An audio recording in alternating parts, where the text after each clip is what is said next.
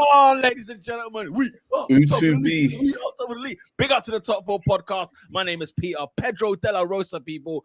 I'm an Arsenal fan. I'm joined by Oscar, a Chelsea fan. I'm back, ladies and gentlemen. They said that the Top 4 podcast without Oscar is like Man City without Rodri. It's just calamity. It's calamity. Dropping points, losing games, starting late. Comments are not being read. It's crazy. I'm back, guys. No, I've got good one. It's like Man U without Fergie. Oh, that got someone's attention. That's the highest compliment. Crazy. Strike. Nah, but what you lot saying, man? I'm glad to be back. Yeah. Shell, the second week in a row you've done this. Strike 2, okay? We have to wait till you introduce. No, that's what I was gonna say. Like he's gonna come on and like strike 2, strike 3 out. Yeah, don't try that. Relax. Unbelievable scenes, Jeff. Unbelievable scenes. Joined by Robinho, a Manchester United fan. Oh na na na na na. Oh na na. Oh na na na na. Oh na na na. All right, random. I'm gonna be real. You can hear in my voice. Something has hit me. I'm gonna try my best to do this pod, but some questions need to be asked of my team this week. But we'll get there. I can't wait for this week's episode of This Week in Manchester United. I can't wait. I can't wait. There's lots to discuss. And we're joined by Sean, who is an Arsenal FC fan. What's going on, Sean? They're by far the greatest team the world has ever seen. That is the biggest cap. It's the biggest cap. Good to be back, guys. Thank you for having me. It's good to be back. Hey guys, I love football, you know. I swear down. You know, like when you just sung that song, it got me in the feels. I've been chanting all day. And now you love football. I've been chanting all day, yeah. And the wife. After the last 20 years. Hey, listen, he loves it now because he's team's in the league. The whole gimmick of loving football, guys. It's a gimmick, bro. But stop, spare me. Because you're the same guy that refused to watch Champions League finals for decades, yeah? He didn't because watch my team got hurt. 1 year. Guys, there was 1 year Peter was so fed up with football, he didn't watch a World Cup. A World Cup! That's how crazy. Now he's coming in saying, I love football so much. Get out. Comment. I can't lie. That's a different kind of pain to not watch the World Cup. That's bro, let me tell you, Sean, in my 16 years of age, 16 to 17 years of age, I went through pain like no other. Believe me, it was the hardest time of life. I missed the 2006 World Cup. It was a World Cup I couldn't watch. It was a Champions League final. He said after he said I'm not watching it. Exactly. Yeah, after the season, we lost the final. Yeah. After Arsenal lost the Champions League final, I did not watch the World Cup because that was the next tournament, really, after that final. And then I never watched a Champions League final except Inter Milan beating Bayern Munich because, you know, Serie A, obviously. 2010. Besides that, I think the next one I watched, in fact, I watched Champions League finals from then on. You definitely watched 2012. I remember that. I watched 2011 because I remember that. I remember watching 2011 in the house. It was legendary stuff. 2012 was one of those. Watching Tottenham get knocked out of the Champions League was hilarious, but I didn't want Chelsea to win the Champions League. Let's be serious. But yeah, no, listen, I was hurt, bro. I was hurt. I was a beaten man in 2006. Yeah, that was a hard year. Can I jump into some comments?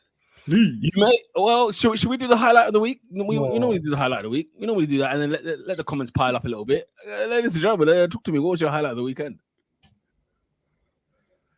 Don't all rush at once. Who's the director? Who are you asking that to? Any of y'all, whoever's first. Yeah.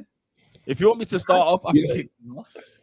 Yeah, kick it off then, Pete. There was a few things. I mean, Everton at Forest. I don't know if anybody watched this game, but did you not see the supporters coaches that turned up to the City ground? On the front of the coach, normally it just says like Everton supporters, or it might say away team, or it might say something like that, right? Just for traffic to be directed and blah blah. These times it said Everton and then dash Premier League is corrupt on all the coaches, bro. I cried laughing. I said, yo, Everton, I love you, man. You lot are real. I respect it, man. Stand on business. My highlight of the week actually comes from the same game. Dwight McNeil scored for Everton, the winner. It turned out to be the winner. But Pete, did you hear the commentary after this goal? Did I? Did I? I put it in the group chat. I said, Oscar, this is your fault. I said, this is your fault because people like you loving Peter Drury. Okay, we've now got. Was it Rob Hawthorne? I don't know who it was that was on comments. I don't know who my man was, but he tried to be Peter Drury, and it was terrible. He said Dwight McNeil is a massive Spider-Man fan, but he's turned him to a superhero of his own just because he scored a goal. There was no relation to Spider-Man and the goal. They didn't stay up. There was no setup. But Pete, doesn't this let you know just how high caliber the commentary of Peter Drury is? Because when people try to emulate it, they can't do it. No, but that's the thing. It's the influence he has. Now he's doing this, and now but he ties it in. He always finds an angle. He doesn't just start saying random stuff. Like he always finds a reason for what he's about to give you. This guy just started talking about Spider-Man after Everton went 1-0 up. Listen, I watched that game live, post Arsenal game, yeah, and I sat there waiting for the work to be finished. Had the game on live. I hear the commentary. I said, no, I need to find a clip of this commentary because someone's bound to find it. And 2-2s, just as I thought, people in the comment section were like, yeah, I don't know. Oh, I can't stand Peter Drury. I'll be real, guys. I'll be real. You can't stand Peter Drury. I can't stand it, man. I can take it in. You know what is? I can take him in you know, like on TikToks or like in shorts. I can't have full length content. I can't do 90 minutes of Peter Drury. You must be bonkers. You got to be out of your mind. He tried to find something in the you know Kulusevski's goal against City. He tried to pluck something from the depths, and I was so glad he couldn't really find anything. As you should, like you should be plucking things. Like that's your job. That's your job. Nah, man. Nah. Him, Martin Tyler, and the retired John Motson, legendary for me. Legendary. They're unbeatable. Motty's okay, but again, Motty, I'm not all the way there. Rest in peace. I'm not all the way there. Just have respect, right? I'm just saying, like Motty again. Motty deserves to be on Match of the Day. You get 10 minutes of him, and we move on. Every year when I watch the FA Cup final, I'm upset that it's not John Motson. I'm with Oscar. Every FA Cup final should be commentated by John Motson, man. I'll take that back. That's big facts. If he doesn't do the final, what are we doing? Yeah, it's true. There's not many commentators I enjoy. There's not many, but Tyler is definitely elite, and so too, I say Alan Green on BBC 5 Live. Ian Dennis, can't forget Ian Dennis, big man. Shout out to Ian Dennis. Is the worst. Martin Tyler's it's up there. Listen, Genus and Fletcher is up there. I don't mind Fletcher. People don't like Fletcher. I haven't got an issue with Darren Fletcher. He's cool. He's annoying. No. I don't mind him. But there's no Champions League night without a Clive Tilsley. Yeah, let's have it right. Clive Tilsley's the Champions League. That's true. In my opinion, he's the Premier League. He's the best commentator there is. And then no, I think Tyler's better. I do think Tyler's better. Definitely not. Tyler in his prime. Obviously the older Tyler got, the less great he was. But I think in his prime, Tyler was elite, man. In his prime, he was still not Clive Tilsley. I'm sorry. Clive Tilsley was ITV Champions League. Are you mad? But you didn't want him in a Premier League game. Yeah, you ain't having him against Chelsea Bolton. You're not having him. He was in the Premier League when ITV had the Premiership. Yeah, I'm saying, but we left him at Old Trafford for every Man United game there was in the Champions League. That was his place. Okay, let's have it right. Genius though, horrible. Genius, horrible. Let's have it right. Yeah, there's nothing exciting about Genius. Yeah, do you know the commentary I prefer? I prefer the. Who has the kitchen open? I'm hearing bad plates. What's going on? That's probably Pete. Turn it in. There's nothing going on here. I don't know. I feel Man just sent a shot at me. No, just cover yourself. I know your kitchen is near where you record. So just say it's not you. You ain't gonna come for me, bro. But what was you saying? Your best commentary, like yours? I like the foreign commentary. Maybe the Italian, the Spanish, or the Arabic one. I just like the passion. Got it, never got it, never got it, never. Go! I love that. I love the passion. Obviously, I'm not going to try and imitate the foreign languages, but you know what I'm trying to say. Yeah, and I hear you. Let's keep it PG. Yeah. Let's stay on the stream. Let's make sure we don't get eliminated here. Of course not. Man, of course not. Do you know what else is a great highlight of the weekend? What's his name? Colwill. Levi Colwill's celebration was hilarious because he's gone to celebrate. Obviously, big moment. He realizes it's against Brighton. Oh, I better slow down there. I better calm right down. That was the funniest thing I saw as well this week. I didn't like it, man. I didn't like it. Why are you not just celebrating? You're one of them, innit? Celebrate against your old club. But what? Right. But first of all, it wasn't his old club. He was on loan for 1 year. He played for Brighton and Hove Albion. He was on loan. That's his old club. Do you know how many old clubs Jermaine Defoe had? Oscar, that club made him. Okay, that club made him. He's made in Cobham. He's made in Cobham, and he's wearing the number 26. Personal one at the Emirates was when. How many highlights are you gonna have, Pete? You can't have 4 highlights. You ain't giving me nothing. Give me something. This guy's coming in just going through the whole show. That was Levi Colwill was waiting for the Chelsea segment. You just put it in the highlight segment. Come on, mate. All right. Bloody hell. Bloody Nora. I tell you what, here's what you should do. Get into the comment section. Oh, thank you. Thank you. Wait, can I give you my highlight at least? Jeez. Yeah, got it. Yeah, go on. It was I think the highlight of the weekend was when the dying minutes of the City Spurs match when the ref gave Haaland the free kick when I think it was Alvarez that was on goal. You know what I'm talking about? We're gonna dissect that one. Okay, yeah. That was the highlight of the weekend. When I say highlight of the weekend, I mean things that we're not going to talk about in the segment. Just things that are off the cuff. Maybe Liverpool's comeback. Because I was sitting next to you yesterday. I showed Peter my phone on BBC Sport, and I was like, "Look, Liverpool are losing 3-2, isn't it? 3-2." Why would you, as an Arsenal fan, have that as a highlight? It's an astonishing situation. Why would it be a highlight? Surely it's a low light. Oscar, knee deep when Pastor Tony was delivering the word, blood. This guy's Tony.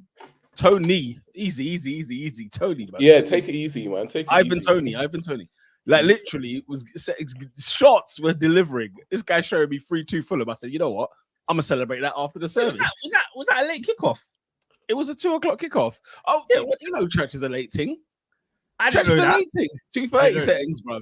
Us man, a Super Sunday, blood. You know what I mean? I wasn't aware. We're moving like King's Cross. Listen, get into the comment section. Let's get into bloody time. Mirad says, good evening to the greatest football podcast air on a Monday night when we can take down those missing person reports. Odegaard has been found safe and sound outside the penalty box. Yeah, it's about time he turned up. You know, he saved it for a very tough game at home to Wolves. Ooh. Endo says Oscar returns. Have you played Wolves yet? Wait. Have you played Wolves yet? Here we go. Have you played?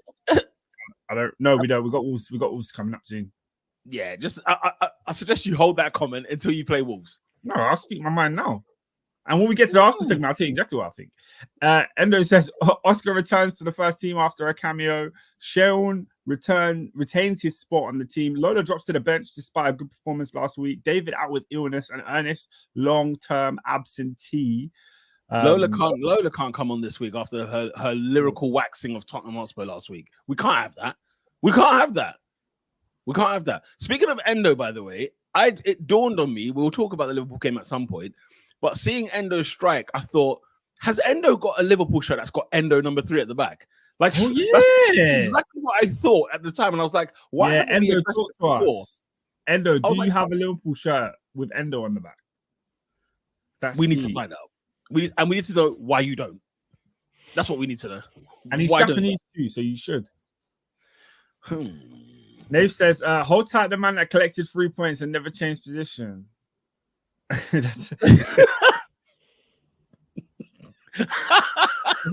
that's all of us. Well, that's what I'm thinking. We don't want to change position, let me tell you. Whereas you, man, what you might stay in the same place. I think we were behind West Ham in it, and West Ham won, so I think West Ham drew still. Oh, did they? Oh, okay. Well, then we closed the gap a little piece. That's nice. Assad says, "Oh, OMG, we're actually going to get our first win against United since 2017 on Wednesday." I'm not even there. Don't bank on There's it. no guarantees. Wait, where is the game? At Old Trafford. Oh, that's got smelly 0-0 written all over it. It's got smelly. I don't know where you got that from. Wait, who does the South support? Who does the South support? He's a Chelsea. Assad's a good man, man. He's a man of God. He understands right from wrong. You know what I mean? They've said, hold tight the man that got packed in the UCL. Hey! He also said, hold tight the black goalkeepers. Hey! Hold tight does that mean hold tight Onana? Because we can't hold tight Onana. Why not? Well, Onana. Isn't that self-explanatory? When he's saying hold tight, that's sarcasm at its highest. Cool. Then let's make sure. Let's get it right. There's a running segment on this podcast, Sean, where I do not trust African goalkeepers, and I got rinsed for it. I got absolutely rinsed for it. Since then, they've not covered themselves in glory. Now, I'm not a prophet, okay?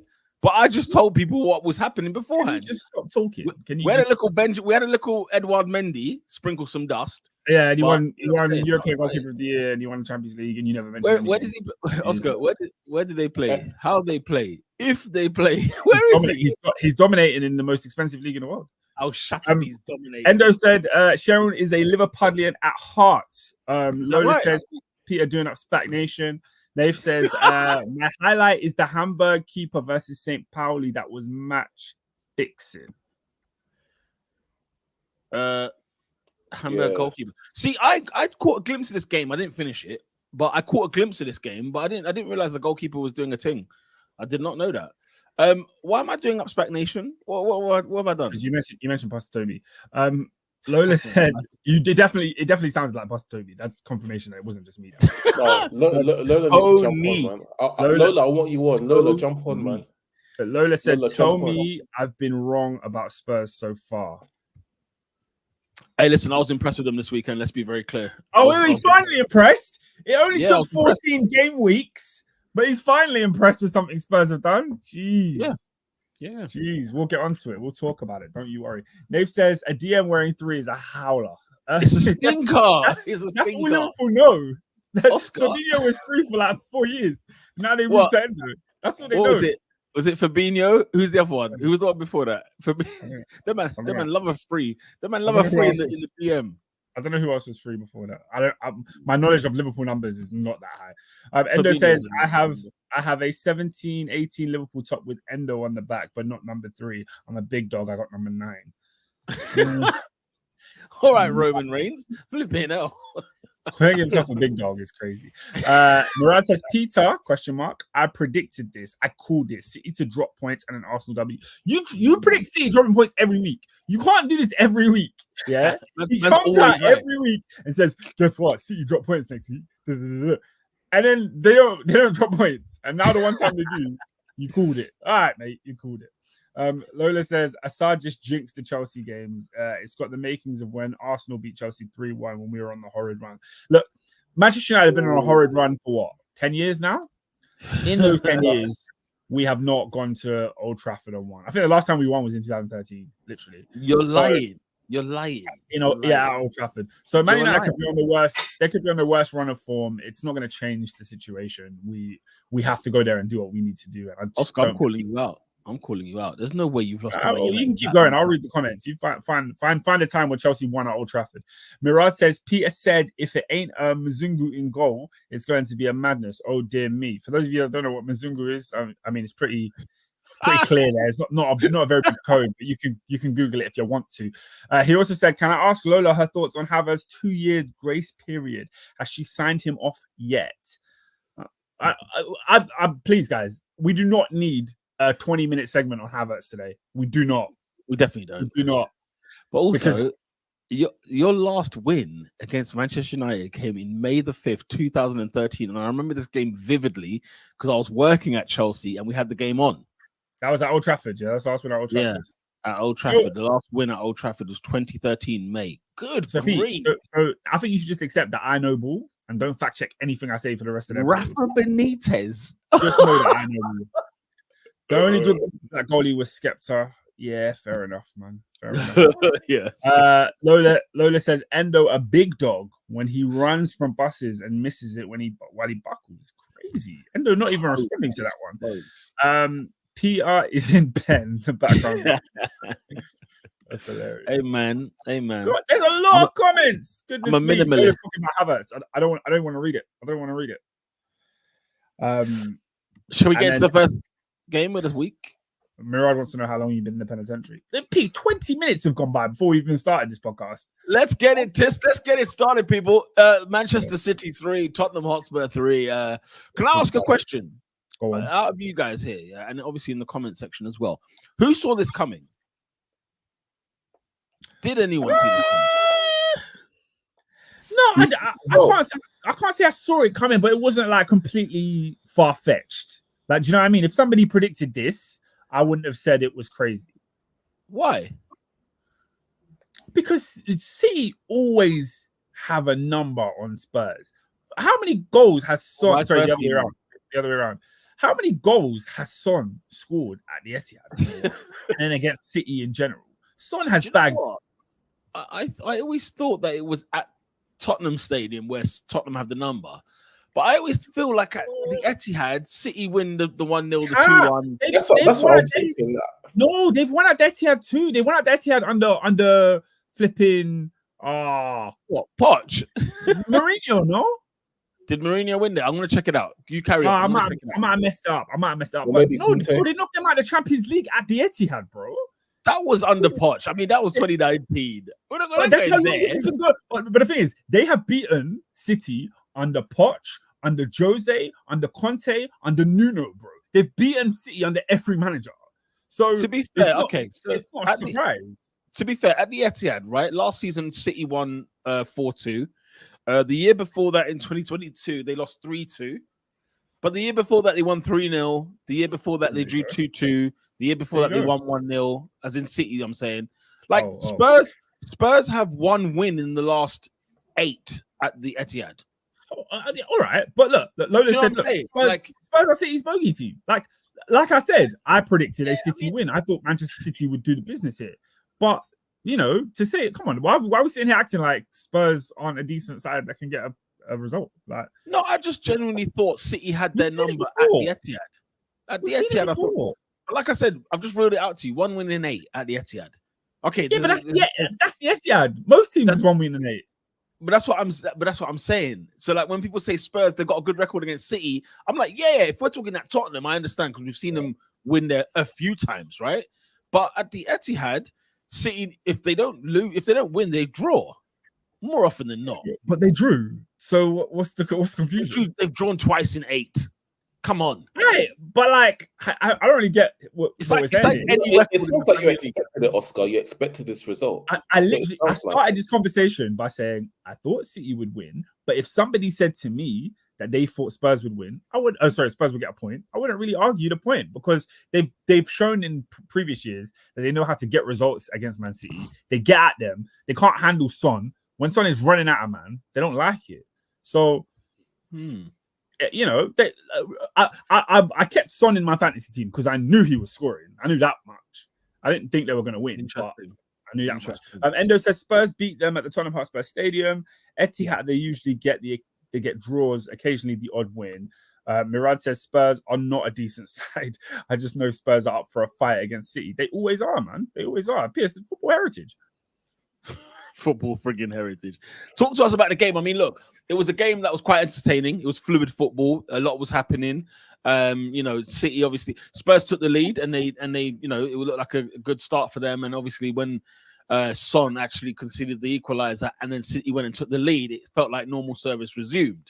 And then it was like again, the game was kind of, I don't know, the way Ange Postecoglou seemed to sort of be was like, you know, we kind of got away with it this time.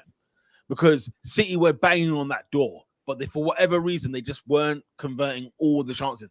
Now, don't get me wrong, they scored 3 goals, for goodness sake, okay? Like, that should be more than enough at home to go home with 3 points. But if you're a Spurs fan, you would say the same thing. If I've scored 3 away goals, I should be walking off with 3 points. It was a very entertaining game, very, very, it was one of those where I couldn't work out if City are just not quite where they are, or whether Spurs really did turn up on the day, or is it a bit of both? Like, where I can't work it out. This game was weird. No. Do you know what it is for me personally? I think Spurs deserve to win it. I'm a gooner. Really? That's a big thing for me to say personally. I think Spurs deserve to win it. Look, City had possession.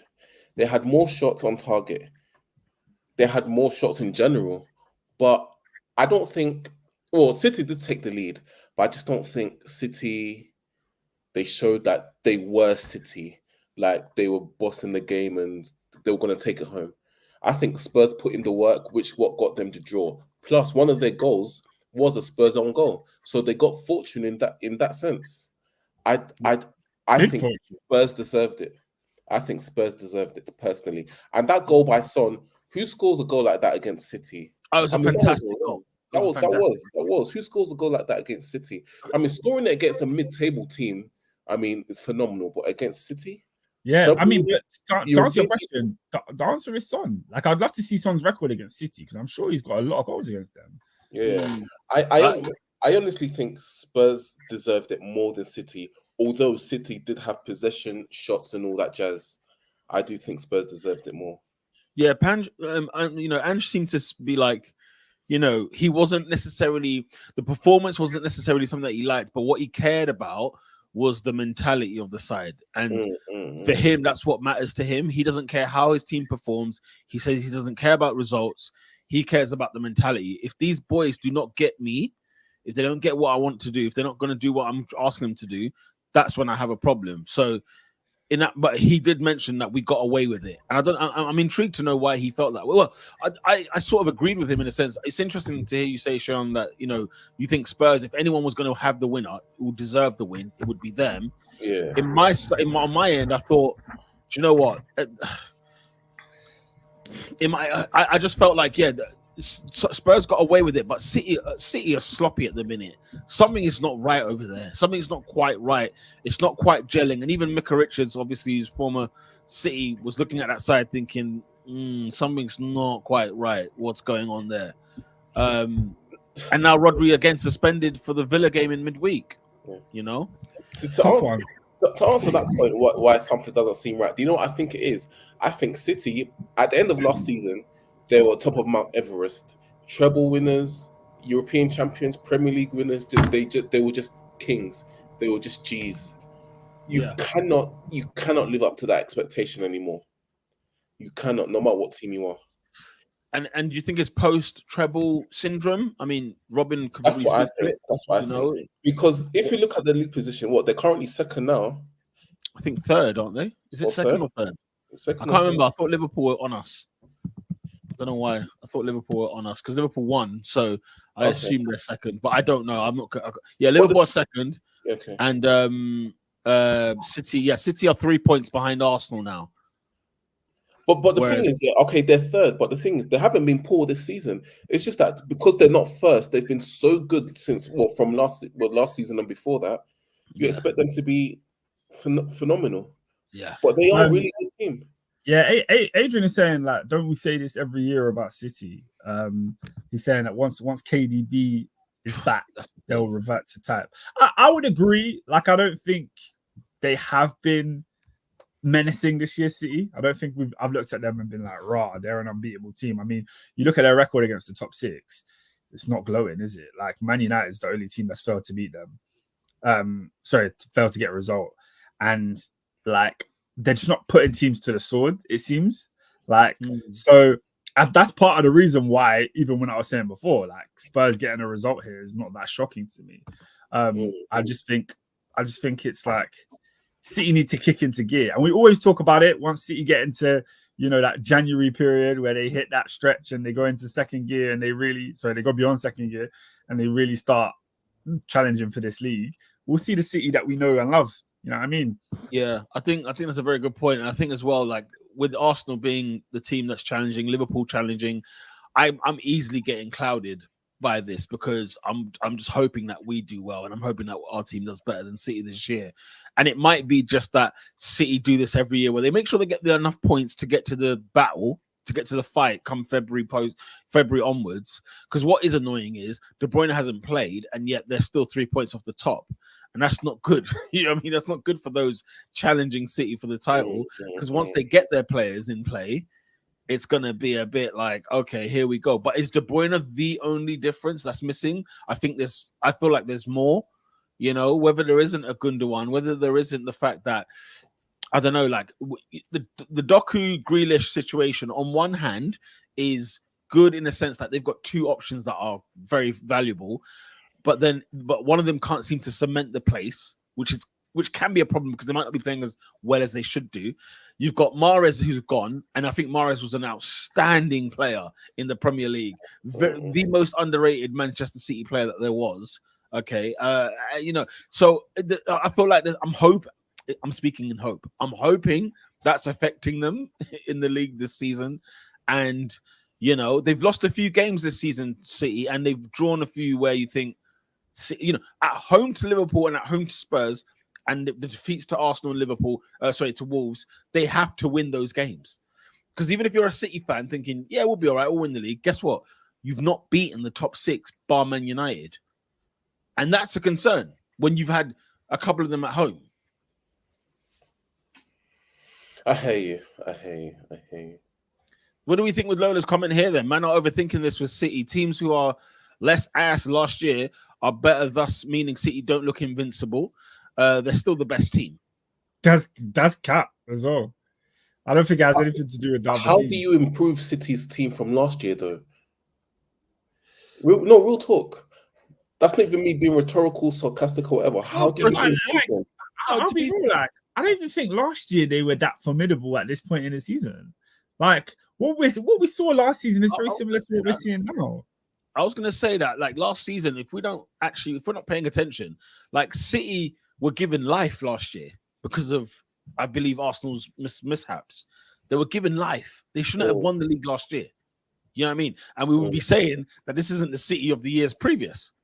You know, but to lose Gundogan and Mahrez, I'm sorry, that smells. That smells. They didn't lose them; they sold them. Sorry, what I mean is, as in not to have those players, you know. And let's have it right. Like, okay, Bernardo Silva can be on the right. Bernardo Silva is a phenomenal player, but like, you know what I'm saying? Like, I don't know. Yeah, okay. Look, Lola's put here, yeah, City lost big leaders / players, and it's not talked about enough. Other than Gundogan, who is that big player you're talking about? No, Oscar Mahrez for me is the most underrated player at Manchester City. Yeah, She's saying, was Mahrez a leader? She said big player. She said big player. There's big players and leaders. Mahrez might not have been a leader. He was a big player, by the way. My God, he was a big player, but he left because he wasn't starting week in, week out. For sure, and still could probably contributed to 20 goals a season. Do you know what I mean? That's how good he was. AD saying, look, the City talk's overblown. A couple of people are saying that the City talk's overblown, and maybe, you know, I agree. In the new year, there might be like the normal City that we come accustomed to. I'm obviously clouded by Arsenal being where they are, and I'm hoping, right? I'm definitely hoping more than anything else. But I am remembering that. Look at the players that have gone and look at the players they've brought in replacements. Are they the same? They are off the treble season, and maybe that hunger isn't there. Maybe that thing isn't there. They've won however many. Was it 5 leagues in 6 years? Oh, come on, guys. I don't know. No, Oscar, I don't know. It's a pointless conversation because at the end of the day, they've drawn a game to Spurs. Which they shouldn't be. But they're not going to win every game. Of course not. No, of course not. They're not going to win every game. So the thing, of course not. Listen, of course not. They're not going to win every game. But like they've got to make. They don't want to fall any more behind. They've lost quite a lot of points early on. I think that's more so the conversation here. We're not used to behind. No, they're 3 points behind. And we're heading into December. Sure, but we don't see them drop this many points this season. Forget what the competition is. They're 3 points off the top of the league. As I said, eliminate the competition for them just for the moment. Because I know competition is all that matters, right? If it doesn't matter how many points you end up with at the end of the season, as long as you finish first. I'm with that. But you know, the defeat to Wolves, the defeat. Who else did they lose to this season? Arsenal. The 2 draws with Liverpool and Spurs, and I think there's another one in there. I remember their performance against Sheffield United. Okay, they won in the end, but like, I don't know. I'm plucking at straws definitely because I want my team to do, but I'm also saying I wouldn't ignore that too tough. That's all. I think the bottom line, what you're trying to say, Peter, they're not the same as they were last season. They're under exceeding your expectations. Am I right? Yeah, I'm just surprised that they've dropped the points they have. That's what it is. That's more so my thing. Yeah, that's it. Yeah, fair enough. Robinho, what do you think? How many points were they last? How many points were you ahead last season at this time? So by the World Cup, I don't know how many. I'm going to assume it was like 5 points. I don't know if anybody can check that, but why is it not giving me I think it was like 5 points last year because this is the World Cup time, wasn't it? After 13 games played last season, they had 32 points. Okay, and this season they've currently got. Whilst you got that, they got 30 this season, and last season, but like last season, we were kind of like, "Hey, City, what's going on over there?" And they had 2 more points. So I think, listen, Spurs has got City's number. I don't know how they have it, but they do. There's not. See, much I agree. To it. I agree with AD's post here. I think not that they were dead, but just the fact that I think Haaland was what kept them going. And I don't know, man. It might sound like I'm hating or whatever else. They were given life last year, man. They should have never won that league last year. Do you know what I mean? I kind of disagree with AD's post. Kinda. I see where he's coming from, but the reason I say I kind of disagree because I don't think it was Haaland alone. It was just Haaland just getting a tremendous amount of goals, hat tricks left, right, and center. But I think they will still get the W's without Haaland's goals. The truth is, everybody knows City can win 10 games in a row at any point in the season. Yeah, 10, 12, 13 games in a row, and that's where, and that's usually in February, where it's like, for flip's sake, here we go. It's usually then. But they did it one season, right? From January to the end, they just kept winning, right? They've done it whenever they're chasing. They've done it constantly when they're chasing. Yeah. So us being first is almost vulnerable. Liverpool suffered with it one year, and it was a joke. Yeah, you know, it was an absolute joke. But yeah, look, it was a great game to watch. Good football to see. Anything else on this game before we move on? Yeah, I want to talk about that referee decision at the end, bro. Oh, how can we not talk about it? Exactly. Talk to us, how can we not talk about it? That's what I'm saying. That's my highlight of the week. I can't lie to you, bro. That's my highlight of the week because that does show some kind of corruption from Premier League, PGMOL, whatever entity you want to blame it on. I don't see why, for the life of me, I don't see why the ref blew the whistle. He gave advantage, City played on, and then he blew it. I don't see it. So I think you could in some way understand it if Haaland was fouled and then the ball rolled to someone else or something. But you gave advantage because Haaland still had the ball. So why? In what world was you pulling it back? What was even if you thought Grealish wasn't going to get the pass? What was the rush to do it so soon?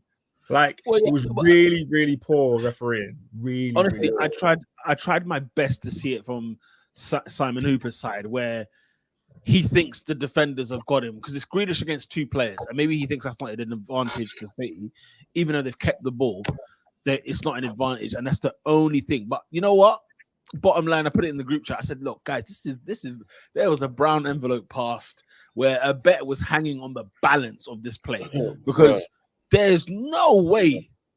Because as you say, he has the whistle in his mouth but doesn't blow. Then the ball is made, and I think Grealish like kind of nods it on, and then he blows, and it's like it's phenomenal. But the only way he can describe it is I thought the covering defender was going to retrieve. That's the only way. And you know what? If he thinks that, I forgive him for that. It's a mistake that you should have just let the ball play. Because guess what? How many times have we seen a goal go through? They wait for the ball to hit the back of the net, and then they're off the linesman flags. You know what I'm saying? We see that so many times. So there's no you can't really back it on this one. But if he says it, he says, "No, I genuinely thought the Spurs players have got this. There's two Spurs players and there's 1 City player." I genuinely thought that. I'll be like, look, he genuinely thought it. You've had a howler, but you genuinely thought that. Okay, fine, you got it wrong. But then at least post game, make a statement. Let your PGMOL make a statement. Let us stop guessing. Let us know why you made a decision. You know what doesn't help him? Did you see Anthony Taylor, the fourth official of the game, on the sideline? Because Guardiola's in his eardrum, right? Like in the eardrum. And he's standing there like, I have no words. Like, I can't even say anything right now. Whereby, because even you see his face looking what just took place. Like, how the flip have you made this decision? Or like, how do I even begin to defend this decision? Like, that was what it looked like on the sidelines, where Guardiola was beside himself. I mean, the guy literally fell over when the third goal went in. I think Pep underreacted, to be honest. I will be livid. He said I'm not gonna act like Arteta. I love that. Man just brought Arteta to the conversation. I said, yo, brother. I said, Eva, this is what me and you were friends, but now we're playing against each other. You're my enemy. I thought, okay, hey, we've entered the party. However, I thought, hey, there was no need for a Mikel. But he was well within his rights to call him a disgrace. He was well within his rights. It's bogus, guys. The decision making is bogus in this. Yeah, I mean, I can't lie. Like, none of us here have any sympathy for City, but we can all sit there and acknowledge that's a disgraceful decision. Yeah, absolutely. It's a disgrace. 100%. It's a disgrace. Yeah. Anything else on this game before we move on? Yeah, man. Big up Ange and big up Spurs. They fought hard to play with those centre backs there. They have been hit with injuries quite hard. So shout out to them for actually staying in the game every single time they went behind. Yeah. Absolutely, very impressive. When Basingwa, had a Basuma. I was thinking, my Jose Basingwa, Wow, I've plucked him from the sky, haven't I? When he had a stinker at the outside the box, I thought, well, there's City's third. And the thing is, Sharon, I don't know about you, I didn't know whether to celebrate the Spurs goal or not, because when it was weirdly when Grealish scored, I was like, get in there, you Spurs scum. And I was sat there like, I need City to lose here, right? And when Kulusevski scored the winner, I was a bit like, I just laughed. I kind of just like laughed. I was like, huh. I wasn't upset. I wasn't happy. I was like very neutral. How was your reaction? No, so do you know what I did? On Saturday when Arsenal got their win, right, against Wolves, and obviously the Arsenal and like the Arsenal fan pages posted the results on Instagram. Yeah. I commented, and I said, do we want Spurs to beat City tomorrow? Trying to hint, are Arsenal fans going to be City fans for those 90 minutes tomorrow? And a majority of comments were like, yes, I want Spurs to beat City, because people replied to my comment. Yeah, grow up. What do you mean? Yeah. People were replying to my comment. Yeah, they want Spurs to beat City. Of course you should. I'm just hoping like we do beat Spurs. I mean, sorry, Spurs do beat City.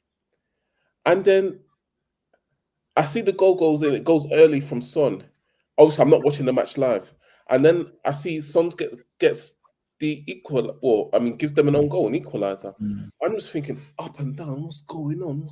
I don't know how to feel. Do I want Spurs to win? Do I want City to win? Because yes, let's put the Arsenal Spurs rivalry aside. In terms of competition, both teams are our rivals right now. They're not. No, they're not. No, they are. No, both they're not. Are our rivals right now. Let's just be serious. No. Focus. You're not being serious now. You're not being serious now. Okay, you're not being serious. Justify why I'm wrong. You're not being serious. You guys come on here on social media every single year. Oh, it's St. Totteringham's Day. Oh, it's happened again. We beat Spurs. No one cares that you beat Spurs. You ain't won a league since 2004, right? No, it's 20 years. Time. Spurs are not winning no damn league title, bro. Spurs ain't winning no league. They're not in competition with you. You challenged for the title last year. Spurs were nowhere to be seen. This year, Spurs have had a good 14 games, just like they've done in previous years. We've seen years where Spurs are top in December. We've seen this before. They weren't there come May. You lot are trying to be there come May. Do you know who is there by May?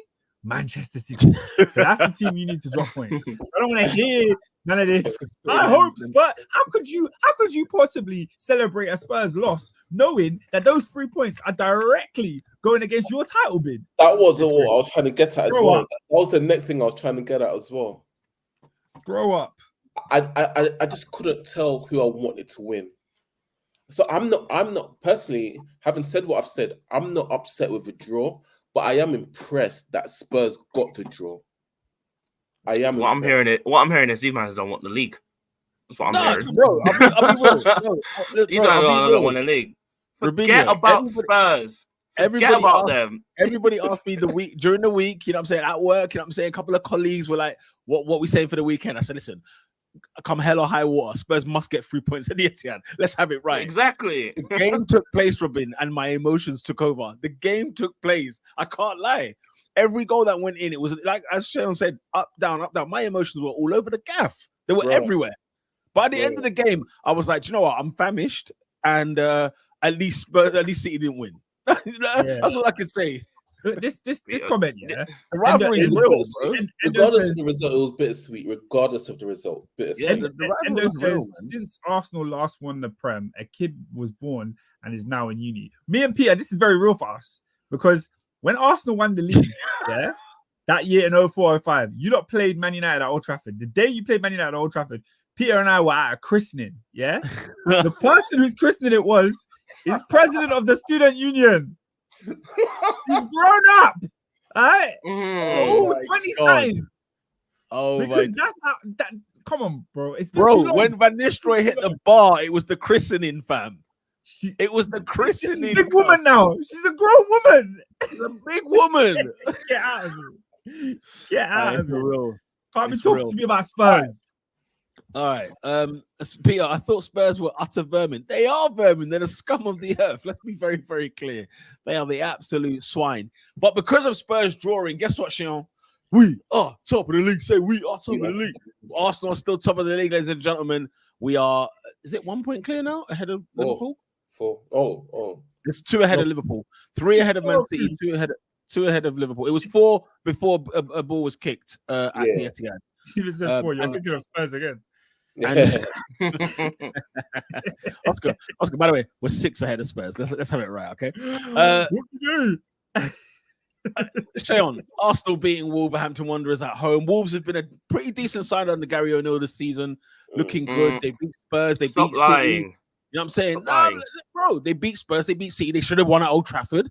Okay, this is a team. Stop again. Stop lying. Old Trafford is that first game of the season. First game of the season. Stop lying. And this guy. And they're getting bent over by VAR. If you talk about VAR, I hear you. They're not a good team. Let's be real. No, as I said, they're a decent side. Wolves will finish top half this season. That's how good they are this year.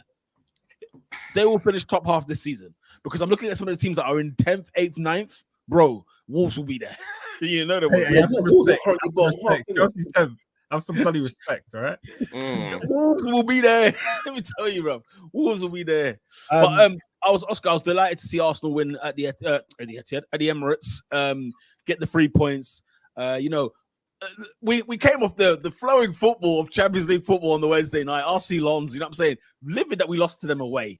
But like lovely football in the Champions League midweek. Last home game of the group stage. Arsenal qualified top with a game to spare. You know what I'm saying? Man United, you know what I'm saying? Like, get it together. But what's it called? We'll get there later. But coming into this weekend, first 20 minutes against Wolves, Oscar was there live. And you know what I'm saying? We picked up where we left off. Okay, with RC Lons. Picked up where we left off. And then something happened in the second half, just like the second half against Lons, where I don't want to say we took our foot off the gas. I don't know what the right term is, but obviously something wasn't the same. Wolves get back into the game and, the wind started blowing the other way. And it was like, for goodness sake, what is going on here? But in the end, got the 3 points. And my boys are sat in top of the league. I'm loving the football. I'm loving it all. You know what I'm saying? It's coming together. Arsenal are emerging into third gear. It's coming together. And we're still hard to beat, though. We're hard to get, even concede goals. Like Wolves being as good as they can be, their moments really came in the second half, really and truly. And even then, it was like, you know what I'm saying? David Raya, top goalkeeping, by the way. Phenomenal Wolves. goalkeeping, by the way. That's Wolves. What are we doing here? No, don't do that. Did you beat Wolves? You ain't played Wolves yet. Don't do that. Man, them Yeah, struggled against Wolves this season. we did beat Wolves. So I'll turn it in. You you asked a question. Yeah, you I asked. gave you the a answer. victory. You asked a question. Why are you I gave asking the questions you don't want to answer for? Why are you asking questions you don't want to answer for? No, at the end of the day, let's be serious here. Yeah, a team that is trying to win the league. Yeah, I know Arsenal fans want to make a meal of every fixture in the Premier League, but I'm sorry, Wolves at home, you must They're not dispatch. good. Lola says Yeah. Wolves were not good. Simple as that. They came to your you're surprised they didn't score. They came to your ground with Wan Hee-chan as the number one striker. Yeah, they didn't even have arguably their best player this season, who was Lamina, who wasn't even in the squad. Yeah, so Arsenal had to go there and clean up. And in the first half, you pretty much did that. You probably should have scored a third to make it a little bit more comfortable in yourselves. But Absolutely. much like, I think it was very similar to your first game of the season against Nottingham Forest, you just let them have 10 minutes in the second half where you said, here you go, have an opportunity. Yeah, that's And then it. they scored, and then they had another 5 minutes where they could have scored a second. So you just made it difficult on yourselves for no reason. But at the end of the day, I agree with that, to be honest. I do. for a team that's trying to win the league, routine check. Premier League, 3 points at home, you do your business. I don't want to hear no slugfest, trial, tribulation. No, you win the game. I'm not saying that's what Wolves were good on the day, and I'm not saying that. I'm just saying in general. By the way, you're making it sound like you went to war. no. Yeah. Okay. Let me be clear. Let me be clear. We for whatever reason, from the jaws of victory, we were literally going to snatch a defeat or a draw, right? You sound like T.I.'s son trying to explain his childhood right now. Like, oh, it was so hard. No, it wasn't. It was like you had an easy 3 o'clock kickoff.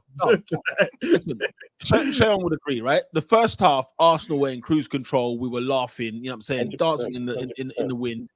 You know, it was Arsenal's football was keeping us warm. You know them way there. Second half, I don't know what happened in the second half, because even even against Arsenal, it was the same thing. The second half was dull. We were not moving that ball quick. We weren't doing much. Wolves, then it was like, okay, you're obviously going to give the other team 10 minutes because it's going to happen if we didn't put, like you said, the third goal goes in, Wolves don't even bother. Do you know what I'm saying? They don't even bother. They bring on their defenders to finish the game off. They don't bring on Kaladzic. They're not bringing in any of them guys. They're bringing on. But the thing is, we had our chances to get the third goal. Like the Nketiah hitting the post, and who else had the chance? Was it Trossard? Someone else had a chance. Yeah, man. It was second half was a bit limp. Yeah, we had our chances. It was one of them. Just one of them. Like obviously, I don't know. I know there was the Eddie Nketiah chance, the Trossard chance, right? There were those two chances where it was like, you've got to bury them, yeah. Like we had to score those, right? But like it just in general, it just seemed like, okay, come on, Arsenal, man. You know what I mean? I know you had a great first half, but give it to us. You know what's Lola's comment about? I'm trying to think. No, we weren't, Peter. What's that? Like, I'm saying if you struggle. Yeah, so you're trying to play this struggle card. Like there weren't no tussle. There weren't no struggle. What a struggle card? Okay, I'm not clocking on here. What are you not saying? I'm trying to say, because I think you said something along the lines of Wolves being good and Wolves having, they had firepower. You're making it seem like they were a tough game, and they should. No, listen. No, Arsenal made the game harder for themselves. Let's be very clear. They took their foot off the gas. I'm thinking Arteta said, get 2 goals and just ease off. Don't fatigue yourself. Don't get yourself injured. Just be comfortable. But they got that 1 goal that made it uncomfortable. Maybe so. I mean, as soon as the other keeper, Bentley, come on, I thought, come on, Arsenal. It's time to lick shots. It's time to go over there and pop it off. You know what I mean? Like, just let him see what's going on. But, guys, serious conversation. I don't know if you guys still have more to talk about in the game. I know Odegaard was a talking point, but I want to go into serious Arsenal conversations now. Because, let's do it. Because let's be honest, Wolverhampton Wanderers, we move. Right? It was a light game.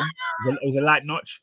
Yeah, and just like tomorrow night, Tuesday, 8:15 on Amazon Prime, Luton Town versus Arsenal should be light work, right? Light, Shayon, right? Right, but I don't know if I should keep Nketiah on my fantasy team. Nketiah? Yeah, him out. That was a bad Peter. What's he doing in there? What's he doing in there? Whoa. What's going on here?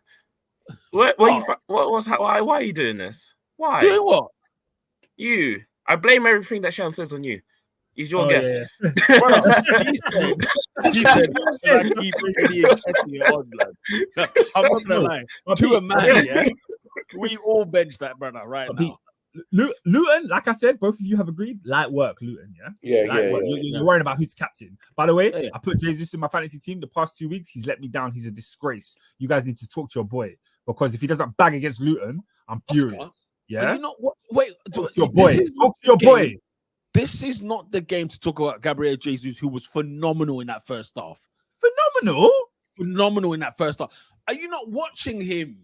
Listen, I get it. Yeah, fantasy points. My fantasy football. All we care about is goal and assist. I get all that. Of course, give me some goals. Do your primary job.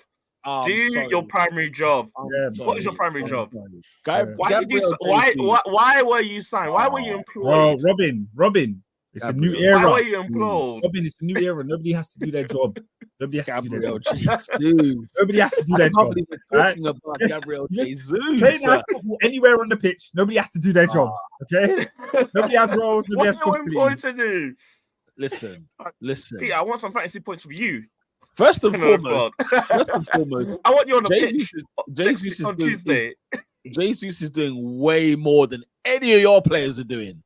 Okay, that's a different story. And the guy's not even fit. He's been half injured for the season. That's not even true. McTominay has more goals than him this season. Don't do that. What's going on at Man United? Oh man, Pete, you're trying to divert me from the main point. Let him finish. I'm still waiting. Let him finish. Okay. As we know, when it's time to play, it's time to play. All right. By the time we do the next podcast, Arsenal will have played Aston Villa away from home 5:30 Saturday. Are you guys ready for the jugular? Are you guys ready for the jugular? Remember last season? Jorginho. Different circumstances, different stakes. Yeah. Then following that, you come back to the Emirates, Brighton at home. Then following that, you take a trip the day before Christmas Eve, if you will. Liverpool at Anfield. Then you come back. West Ham United at home. Then Fulham. Light work. Basically, your December is serious. Yeah. No, it's not. It's not serious. It's not serious. No. For the title, you need to go on a run. But Liverpool, you just go on a run. Bro, Liverpool will be the only one I won't even see us winning. The rest are 3-point collecting business. Let me tell you that right now. Everyone heard it. Guys, by the time I turn 34 years of age in January, okay? No. 15 points, rude boy. Okay? No, Oscar, they have to if they want to win the league. I'll be real. Because we're sitting here, we're sitting here 20 minutes ago talking about, it's crisis at Manchester City. They're only 3 points behind you. If you slip up, guess who's knocking on your door? Guess who's knocking on that door? Oscar, you're acting like they've gone out. They're still in the house. Just waiting. Here's the thing. The only thing, bro, no, man them, watch this though. I swear Arteta's been charged for what he said at Newcastle, yeah? Good. Yeah. That was November the 4th. All I'm saying is this guy hasn't received a ban, a fine, anything. Watch Anfield. Watch it at Anfield. Watch when they decide, you know what, Mikel's going to hold a 3-match ban, for example, right? Or a 1-game ban. Yeah. I tell you now, it may be Villa and Anfield, and I will be spitting blood by the time I get back on this podcast. I will be spitting. But the thing is, before it took place on the 4th of November. Let me tell you that right now, guys. I will be seething. I'll be chopping wires. You see veins come here. I will be chopping wires. It happens. As long as in training, he gets the speakers ready so that he can mimic that Anfield atmosphere. You know what I mean? He gets the Bose on. The Bose headphones are placed whenever walk alone while you're playing. I think we can get all W's. I think we can get all W's. If we don't get W's, it'll be fatigue. And the thing is, W's. Real talk show. Liverpool look holy as well. They're looking holy, man. Liverpool look like they're ready to get pump action on them as well. I'm ready for it. But don't forget, Oscar, we've already topped the group. We've won the group. We can play our reserves if we want to. Right now, Ethan Nwaneri, Marcus Skelly, Lewis Skelly, what's it? We can play Hein in goal. Josier Dubry, you man are going to Holland, blood. Ain't no senior player going to Holland. Wait, you topped the group. Even Lola, we've topped it. We've won it. It's done. It's done. Won it. It's finito. Bye-bye.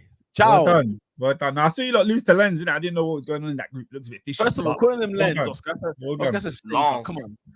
Long. Oscar. Football. See, aficionado, Lolo's right. yeah? The Champions League game doesn't matter. Lolo's I right. didn't have my glasses on. I called them No, but Lens. Oscar, Should have been a Lens. football aficionado, yeah. You first of all, you're letting the family name down. Never. We hate when we hear people pronounce things like that. Are you Robbie from AFTV? Man said lens. Lens. Oh, you're having a friggin' Lance. I'll see Lance. Okay. Look. Right. All right, how about this? Luton Town, Kenilworth Road. I pronounced that right. Yeah. Are you ready? Even then, you got to miss a couple. Listen. Go One ahead, of your go ahead. teams. Listen, we've seen one top 6 team draw there. Barely. Who might that be? That was Liverpool. Liverpool. So if you don't collect 3 points, Robinho. we'll be here. Hey, Listen, I'll be in Robin. pain, but I'll Robin. be here. if Arsenal do not win, I'm in the group chat eating. Oh my goodness. Spoiler alert. Okay, spoiler alert. Arsenal win on Tuesday. Arsenal win on Saturday when it's 5:30 kickoff. Against And Fulham. next week on the top. All four I podcast, will hear. I'm talking about hold tight the 6-point collectors. That's what this All I conversation hear- will be. Hold tight the Next week, there's no 3-point collectors. We're only celebrating 6-point collectors. only 6 Whoa, next crazy. week. Crazy. Hey, Huh? when I hear in the Oscar and Robin, 89th minute, genuinely. Tahith Chong is put in the back of the left leg, Dave Strong. I'll get the hell out of here. and Kevin Phone is going wild. Hey. Robinho, you're a disgrace. First of all, that's the only Luton player you know because he's former Man United. And secondly, Declan Rice, he's gonna get flattered. Okay, he's gonna flatten that. Tomiyasu is injured. Yeah, Ben White does not want it with Nakamba. He doesn't want it. Right? He does Nakamba? not want it. What marvelous from Villa? Did you hear what I said? You heard it. You Come heard it. on, it's If your name's marvelous. marvelous, you ain't got no chance. Get out of here. Lola says, I think we will win at Luton. The Luton game will be tougher than Wolves, though. That's how No impressive it chance, was. man. Wolves. No Endo chance. says, Top of the if Wolves. Arsenal don't win, David's going to be sending VNs. Guys, if David sends a voice note, we will play it on the pod next week. Trust David to come back to the podcast, innit? Next week. David will come back when Arsenal lose, of course. When we got 2 L's, I'll boy. be here. I'll be here. Listen, I'll be here. You guys are just having fun. You know, If you lose to Luton, emergency pod. No, but the thing is, I'll be here. I will be here. I swear Luton are the favourites to get relegated to that 20th position, right? Oh, not anymore. Not anymore. They won't be. They won't be anymore. I'll tell you that right now. that don't mean nothing. No, it doesn't really mean anything. But Arsenal will dispatch Luton. Let's have it right. They're losing 3-1 to Brentford with ease. Let's have Brentford it are my favourites to get relegated. Do you know who got relegated last year? Leicester. Yeah. Southampton. Do you know 2 points off you? Southampton. So home and away. That was home and away, blood. And they finished 20th. If Arsenal dare drop points to Luton, though, I promise you we aren't winning the league. That's the process. You're as champions elect. I don't know if we cleared this up last week. Sharon, are you backing the champions elect? Are you on the bandwagon with Mirad here? Is that what you're willing to call Arsenal right now? Of course. I'm a gooner. No doubt. You say that your club is champions elect. No doubt. Oh, I love it. No doubt, bro. You need to say it. You need to say it on camera. Can you say the words. I'm saying it. Arsenal are champions elect. Okay, all right. My brother, listen. How bro, does minute. Mirad keep getting people on 360 deals? I don't know how he did it. Listen, Shayon's got a priority seat. You see the seat David could have had. Shayon's got that seat. He's got that priority seat right there. He will be on the front row of that parade. What do you think? I can't wait. I can't wait till David bans you from the parade. I can't wait. David is not allowed. Peter banned David from a parade. Wait, so quick question. Where are Chelsea going to finish? What are you doing, man? What are you doing? We're having fun. We're having fun right now. Let me have my own fun as well, bro. Let me have my own fun as well, bro. Nah, we were all having fun together. Why'd you just take it that way? Wait, Shayon, quick question. Any concerns on Arsenal at the minute with everything that's going on? In all seriousness, we're looking ahead to the week with Luton and Villa. You know, where are you? What's the vibe? How are you feeling? I just think I think fatigue might catch us. I think fatigue might catch us Bro, because you in this this fatigue? December is going to be You in crazy. this fatigue last week? This You in this December fatigue? is going to be crazy. This is a You know, word it's I going to need be to crazy. eliminate out your. This word needs to be eliminated out of your mouth, bro. I'm hearing this word fatigue. I'm not happy. First of all, last week you said we might lose the league because of fatigue. Now you're telling us this week is fatigue, It's a brother. genuine concern, my guy. It's a genuine Why concern. are we tired? Where have we gone? Where did we go? Why are we tired? We played We've at gone home. to the top of Wednesday. the league, top of the Champions League group. Hey, we're climbing Mount Everest. We could get tired easily, brother. It's December. Exactly. The season's just started. I'm warming in. we got like how many fixtures in just the 1 month? Yo, we got like 6 games in like That's 30 crazy, days. brother. Like that. Welcome to December. It's like we don't do this every year. It's every year. Every year. Fatigue, Sharon. I swear down. If we find out that my team is fatigued in December, don't come to the new year. Then don't bother turning up next year. You can't be. I You can't can't. lie. You've got too much depth to worry about fatigue. I'll be I honest. lied to Oscar. Tell them again, please. You've got too much depth to worry about Because fatigue. do you know Says, who? You know, only worry is finishing dinner. Eddie is our top goal scorer. Prem joint with Saka and 5, captain with 4, Jesus 1, Nelly with 1. She didn't even add Trossard in there. Like, come on, man. You know what's got mad, shit. yeah? Like, Do you know what's mad, yeah? Look at this, Oscar. Let me tell you what you look at the top 7 I've got on here on the Premier League table. Top 7. Arsenal are currently ranked 5th in the top 7 in terms of goals scored. That's a concern for me. The top 5. So who's got the most goals this season? Man City with 36, Aston Villa with 33, and then Liverpool and Newcastle have 32.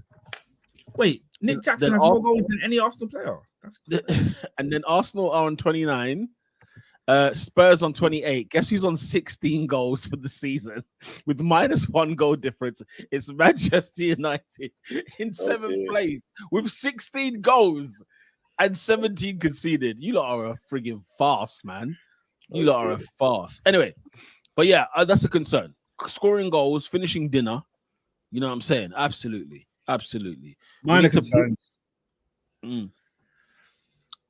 You say minor concerns, did you say? Yeah, man, you're like she's named. Maybe, but look when you read that, Jesus, but look, Oscar, Jesus 1, Nelly 1. Yeah, look. Saka's got 5. Martinelli is the most concerning there because he's played a lot of football and hasn't really got the goals coming in, but they will come for him. Jesus, like them interviews need to stop right now. Like someone needs to slap him up. Like I don't know what he's talking about, but yeah, man. I won't look because if Gabby bagged a hat trick tomorrow, I won't even be shocked. Like. Yeah, no, the goals will come for him too. It's a case of it's more so your Eddies and the other contributors in the game. Ødegaard as well needs to step it up. You know, great goal he scored on the weekend, but he got 15 in the league last year. Now that was high, that was really high. But I could do with double figures from him this year. I'd need them. We need them. Arsenal don't have a centre forward that scores 20 goals, so everybody else needs to score 10 each. At the minimum. What numbers do you wear? 8. Number 8? 8. Hit double figures once. They think he's Lampard. You can't expect it every season. When he's on the ball, he's magical. Martin Ødegaard. Hi. Anyway, let's move on. Let's move on to the next fixture, ladies and gents. We have to go this week in Manchester United. Robinho, talk to us, man. I mean, Manchester United leaving Newcastle, first of all, leaving Istanbul, leaving hell with a defeat there, and there was a draw in Istanbul, and then a 1-0 defeat to Newcastle United on Saturday night at 8 o'clock kickoff, which is a farcical time to play football, as if we're in the La Liga. But hey, it is what it is. Robinho, talk to us about Manchester United, please. All right, here we go. Wow. Guys, every week he's like this. Wow. I'm going to do a compilation of all of the cold openings of Robin's segments for Man United. I'm telling you, they're going to be gold. I'm telling you that now. Off we go. All right, here we go, people. All right. So before I start this week's Manchester United, I forgot to say that because I had issues earlier. I didn't say what was my highlight this week. Man, I booked a Christmas holiday because that brought me a little bit of joy. Because this team is not bringing me joy whatsoever. Can you reveal what country you're going to, or is that under wraps? Oh, I can reveal. I'm off to Austria, people, for the slope seasons. Yeah, that's the most Robin holiday ever. It is the most Robinho holiday for Christmas I've ever heard. I was hoping it was no, not for Christmas, not for Christmas. This is for the birthday. This is for the birthday. So okay, January. Nice. Hey. So I'm off to the slopes doing some skiing and all that stuff. Anyways, that brought me joy because this team doesn't. All right, this week in Manchester United. All right, let's talk about some stats for them because everybody loves stats, right? Manchester United in the UCL this week are the top 3 team most goals scored. We have scored top 12 3 goals. Top 3. Wow. Right. That says a lot. All right. It does. This week was the 9th time this season or this year we have lost to a top 9 team away this season. We have not won against a top 9 team since 2021. That's horrible. All alone, we have looked at this Champions League campaign and it has literally been caused by one player. Going forward was not our issue. We have the top goal scorer in the Champions League this season. We are the top 3 team in the Champions League this season. We scored 4. No, we didn't even score 4. We scored 3 against Bayern Munich at their ground. 0 points. We scored 2 against Galatasaray. 0 points. That was at home. We scored 3 against Copenhagen. Left with 0 points. We scored 3 at Galatasaray away. 1 point. Why? Because the games where we're cruising, and even I looked at David when he put that message in the chat. Man United see me cruise. I said, wait, because there's a calamity. Just wait. There's a calamity at hand. And every game in this Champions League, I have to look at the goalkeeper and say, what the heck are you doing? Andre Onana, right? We gave you a lovely song on this podcast. It was great. It was stuff. But honestly, you are an absolute disgrace of a goalkeeper. Because look at that. Look at the free kick that Ziyech got. And the second one as well. Last week, I asked where Ziyech was because he was doing absolutely nothing. Right? Even in the game against Galatasaray, he did nothing. I thought it was in Saudi. Real talk. I thought he went to Saudi. He did nothing. Yet I'm seeing a goalkeeper literally play pat ball with the ball and slap it into the net. Why? And then everyone's trying to say the third goal was a banger. No, he got beaten by his left post and the ball was 30 yards away. We should have at least finished second in this group. There was no questions about it. If I'm scoring 3s and 4s and I'm leaving with 1 to 0 points, what has happened? What has happened? This is horrible, horrible stuff. So, honestly, I'm not even angry anymore because if you saw me the last 3 days, like it was just like if you talk to me about Man United, I'll just ignore you because I just did not want to talk about them. The midfield is an absolute disgrace. We're trying to rely on an 18-year-old who's the only good player in this shower of dross. The front 3 on Saturday evening against Newcastle. Talk to me, please. Right. Marcus Rashford. Yeah, what game was that? What was that? What was that? Anthony Martial, why are you arguing with manager when this is the first time you can actually start because actual number 9 is injured and you produce that crap. Wait, First who's one the doing actual nothing. number 9? Who's the actual number 9? Oh, It's Rasmus. Højlund. Sure. Højlund. Oh, well, how many league goals has he got? I mean, he's got 0. He's got 0. But yeah, he's the top scorer in the Champions League. So I don't know what's going on there. Unreal. That is unreal. Alejandro Garnacho can't really say too much. He's an in and out player so far. Anthony actually had a good game and actually was about to get us 1-1, but for some odd reason, Harry Maguire decided to hug the goal and make it offside.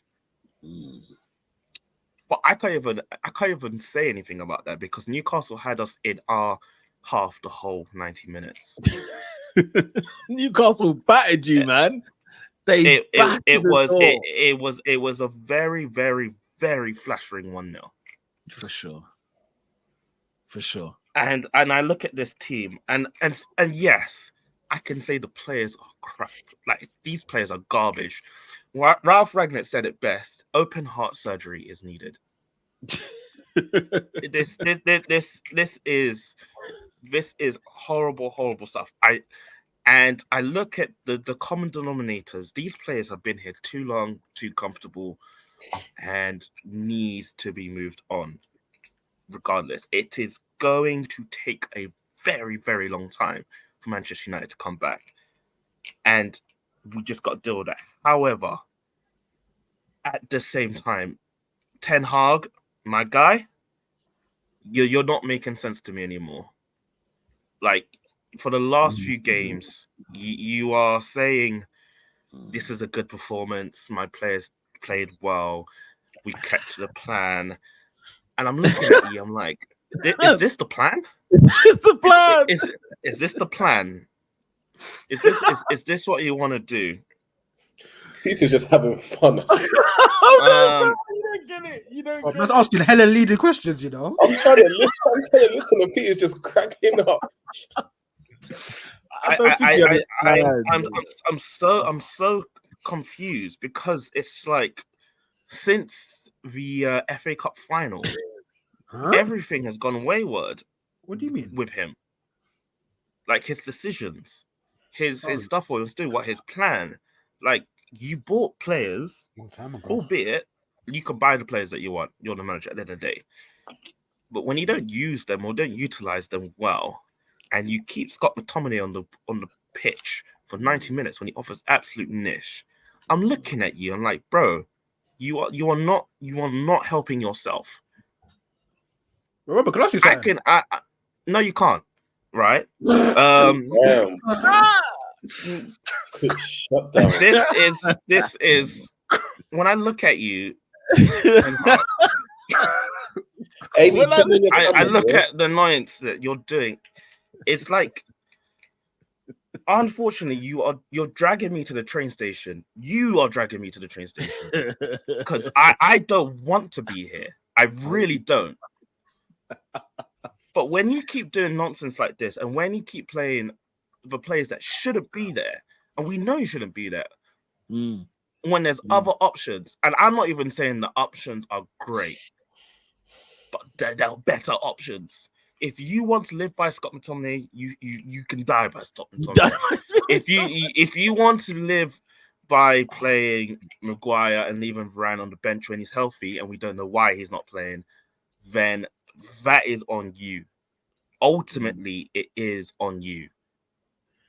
And I think you're a good manager. I think you're a good coach. But when you start doing nonsense like this, which is completely different from last season, I have to ask what's going on. So from my point of view, and it's very honest, like if he loses the next few games, I can't say that his firing is undeserved. I can't say that. Wow.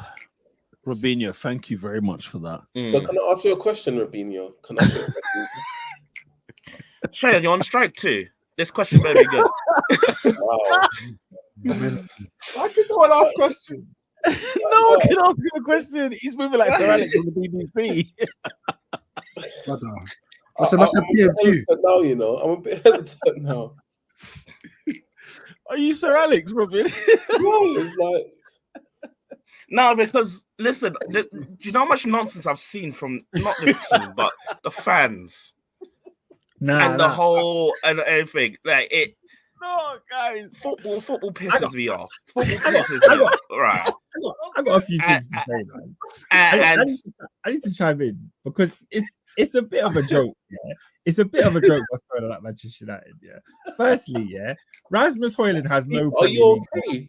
Yeah. Sorry. No, I'm not okay. I'm No, not okay. Peter, are you okay? Nah, because so much has to be said.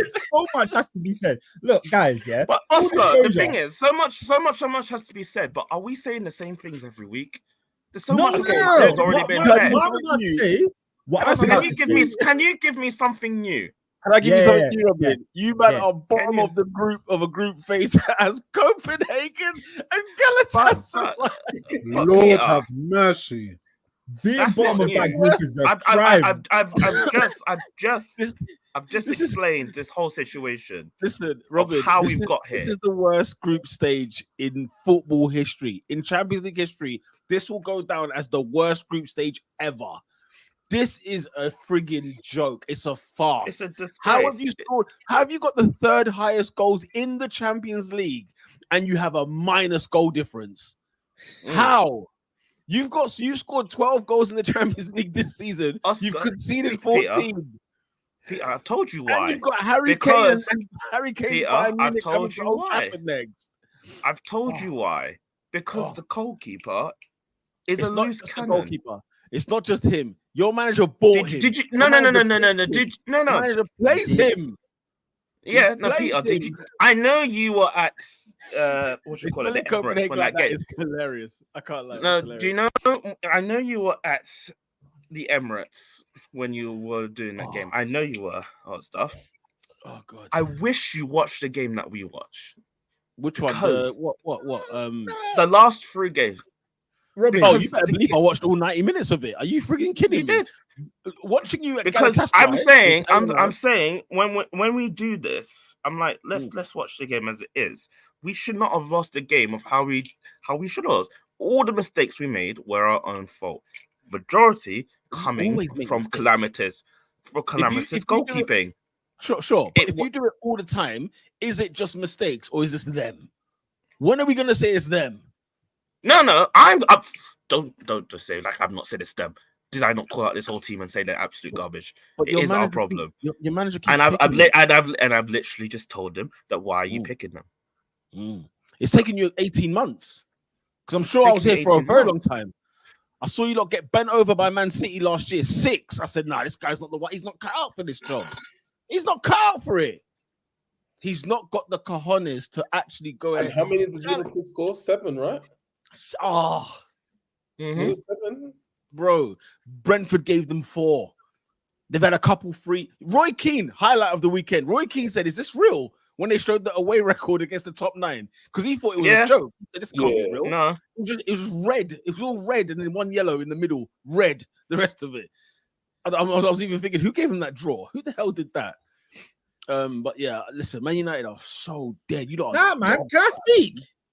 Go true, bro. And AD wants to chime in as well. So go ahead. Because this we're not gonna let this slide. Yeah, I know we've said a lot already, but goodness me, you guys remember. As you go, no, Oscar, as you go, ask me what's going on with regular Don, the one I called out at the start of the season. All right, say no more. Go on. He's been injured. Go on. Because I'm talking about. I told you about this season. Say again. Didn't he have a shot on target against Newcastle? I'm pretty sure he did. Look.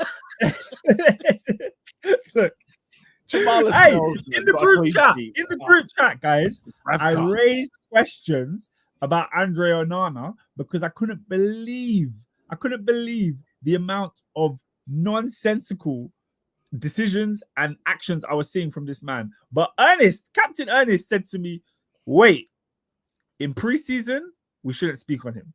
let's wait till the regular season. Because I saw craziness in preseason, guys. I saw 3 things in preseason. I said, are we not speaking about this? Are we not discussing this? He was in his net. He was in his own freaking net. He was rolling over into his own net. He was Oscar, what? Like a salmon, like a mackerel. He was berating his captain. He was berating his captain. This week, I saw a picture of him consoling himself, his head on Maguire's knee. Maguire was looking after him. What? Are you okay? First of all, yeah, this has to be this. Guys, we've seen Massimo Taibi.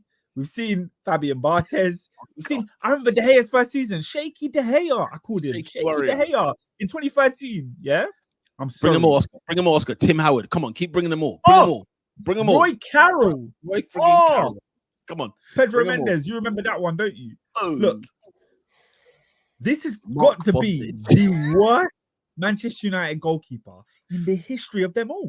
100%. He's the worst. 100%. He is a scrub. He cannot play.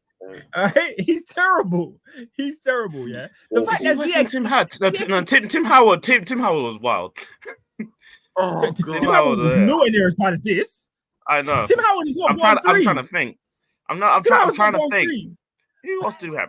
Because you need to understand, between Peter Schmeichel and Edward van der Sar, we had some random keepers. You had Dross. I'm sorry, Robin. It's never been this bad. It's never been this bad. Yeah. It's never. I'm sorry. Ziyech had like I said, six zones to hit, yeah, in the goal. You know, you got top right, bottom bins, left bin. He went middle of the goal. I don't know. He just had to let it in. Icardi couldn't believe it. But the thing is, like I said, if you watch that game, I'm like, how has this ball gone in? How has this gone in? Terrible. I asked that question. How much did you spend on Onana? 50 million. 50 million, something like that. Yeah. God. Is it Peter? Is he as bad or worse than Almunia? Worse. No. I mean, he was bad. It wasn't fatal. No, we've never seen this before. Oscar Almunia is the worst keeper to ever play for Arsenal. No. PR. It's We're not December. comparing He's had a howler every month. He's had like 3 a month. You don't remember? No, Peter. He alone has costed us our campaign. One player. I can show you 13 points he cost me in 2010 when we lost the league title by 12 points. I can show you that. He's costing 13 points in December. It's crazy. It's great. But the thing is, I haven't even gone through it. Like, because I just want to quickly go through the Manchester United lineup that played against Newcastle United. What was he thinking? With that lineup? The lineup was hilarious. I'm not going to speak on the keeper. Yeah. Who were the 2 centre backs? Ole Gunnar Solskjaer centre backs. That's what they were. It was Ollie's back 4. I was looking at Robin. Who played centre back in the game against Newcastle? I don't want to think about it. I don't want to think about it. Diogo Dalot and Harry Maguire. All right. Why? So they had Luke Shaw back and they had Aaron Wan-Bissaka back. First of all, there you go. The midfield was Fernandez, Scotty T, and Kobbie Mainoo. Kobbie, who they put their hopes on. Yeah, this is the one that's supposed to save them from the mire. These times they've signed a flipping Andrew Tate in Amrabat that can't start ahead of him. Why are you coming fast? No, why did Mainoo start? Why did Mainoo start at Everton and wasn't good enough to start at Galatasaray? I can't understand it. How is he not playing at Galatasaray? And we bring him back for Newcastle. Peter, I'm gonna end it here. You spoke about Sergio Reguilon getting a cameo off the bench. Yeah, can I tell you who was an unused sub at Newcastle? Go on. Donny van der Beek. Good night, ladies and gentlemen. Good night. Can I give you a stat on Donny van der Beek that I heard today about his season? What's that? He has 1 completed pass this season. He's a centre midfielder. That's one more than I thought, to be fair. Yeah, that's probably more per 90 than McTominay. Oh God. That should be Any one more shot for than AD. That should be one shot for United. AD. United are in the trash. They are garbage. I told man, yeah, these man ain't coming out of this group. They're not getting out of this group. They laughed at me. They friggin' No, laughed but at no, me. no, no, no. Well, Let's be man, real, Peter. yeah. You didn't think it'll go like this. You didn't. Here's what I said, innit? You lot won't get out of the group, right? And that's when Ten Hag should get that boot. Should get that boot early doors, right? The fact that you've gone to places, as you mentioned, you went to Gala, you scored twice. You've gone. In fact, you scored 3. You've gone to friggin' Copenhagen, you scored 3. You've gone to Bayern Munich, you've scored 3. You're at home. And the thing is, let's we forget, United should be already eliminated out of this competition, because if friggin' whoever the penalty striker was that took that penalty at Old Trafford for Copenhagen scores, United are out. They're gone. They're out. And you know what I want? I need you lot in the Europa League in the round of 32. I need you lot. I need you lot to go out there and play Karabag in Azerbaijan in the round of 32. That's what I need. I don't want you finishing 4th, as hilarious as it will be. I need you lot to go Thursday, Sunday for at least 3 months before. The thing is, it's probably not going to happen because Bayern want to keep their record of the group stage thing. So what? For you to finish 3rd, like what has to happen? So for us to finish 3rd, we have to win, and then Galatasaray have to win. So if Copenhagen draw or win, what happens to you then? If Copenhagen draw, so basically Copenhagen and Galatasaray, if either of them win and we win, then we go to Europa League. So if the only way for us to go to the next round of the Champions League, those two have to draw, and we have to beat Bayern. You have to win. Okay. Yeah. Thing is, I can see United plucking out a little PSG away performance. Do you know them ones? Like, I can see a Rashford turned up on the day. Boom. Kane will score. Let's be clear. Kane will score. However, it could be a 2-1, 3-1 Man United victory. I could see that happening on whenever it is, whatever week it is. I actually don't want that. It's either we get to the round of 16 or get out of Europe. This is long. I need you, blood. I need you, man, to play Union Saint-Gilloise in the round of 32. I need you lot to be playing Fiorentina, Lask. You know them way there. RZ Alkmaar. I need you lot playing these teams. Every single one of them. But yeah, no. I can't bat an eyelid against the manager because he's made decisions that shouldn't make sense. We all know the team's dire. There's nothing new about the that. question I've been wanting to ask when you said that I'm on when you said I'm on strike too. Genuinely, I wanted to ask, what is the deep-rooted issue with Man United? Why are they so bad? How long you got? There is not one issue. There is not one issue. We will be here all day. We will be here all day. Cristiano Ronaldo. Wow. If you bring him up one more time, I will actually lose it. No, but why can't I? Because I'm going to address it. I'm going to address. He left 18 months ago. You've had like 3 strikers, and they scored more than 18 goals. I'm going to address this. I'm going to address this one more time. Oh God! And then we're gonna put it in the top 4 archives because that's to prove himself to him. Slapper, Bill Mitchell, man, get off. What you call it? If we do this again, and then there's no point then talk about Manchester United in the future. We're gonna address this one more time. Cristiano Ronaldo, right? Let's do this. He came back in Newcastle to back to a home reaction, gave us the 1-0. Top goal scorer in a turbulent season where we didn't win anything, right? He could do the stuff he did to Dross. Throughout the whole summer, he whined and moaned about not wanting to leave, wanted to move on. His agent, Jorge Mendes, tried to sell him to every single club across Europe. Every single club rejected him. They didn't want him. He now came out against the manager in a way that he shouldn't. That was unprofessional from him. Doesn't mean his points were wrong. His points valid. He just did it in that way. All right, cool. They parted ways. He's now in the middle of a desert, scoring against God knows who, against God knows what, right? If you're trying to tell me that is generational stuff. Cool, whatever. Yes. He didn't give me any. If he didn't give me any Premier League. He didn't give me any FA Cup. He didn't give me any trophy. He didn't give me the Europa League. Whoa. Right. So, Robin. Pause. Adrian. My team has not won the. My team has not won the league. My team has not won the league in 10 years. Oh. No player has come here and changed that, including Cristiano Ronaldo. No, 13 years. None of bro. them. Yeah, right. 13 £72 years. million replacement has 0 league What do you mean goals. 13 years? What What do you mean 13 years? It's been 10 years. 2013. No, it's 10. Don't try that with 10. me. I thought they won it last in 2010. No, don't try that. No. Oh, that's No. crazy still. No. What are you talking about? I thought they last one in 2010. Peter, What, he's a yellow. look after your guest. Bro, That's a yellow they got- card. Look after your guest. What was the last year you said? He said 2010. And they won 2 more since then. Okay, boy.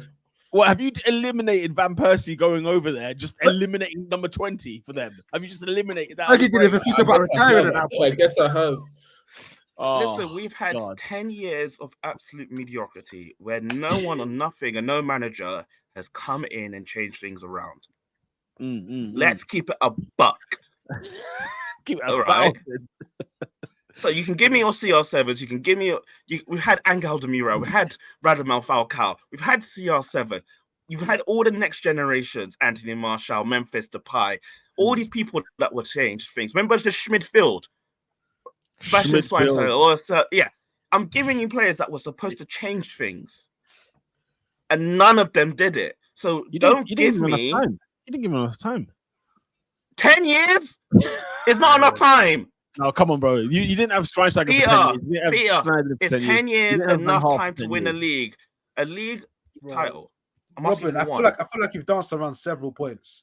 Fact of the matter is this, right? That bald fraud, that broad fraud got rid of the greatest striker in our generation and said he has to prove himself to him. And then he subsequently goes and he brings in Weghorst, and then he goes and then he brings in Højlund, who scored 0 goals in 10 league games, for crying out loud. So no, Adrian, this is why I agree with you. This is why I agree with you.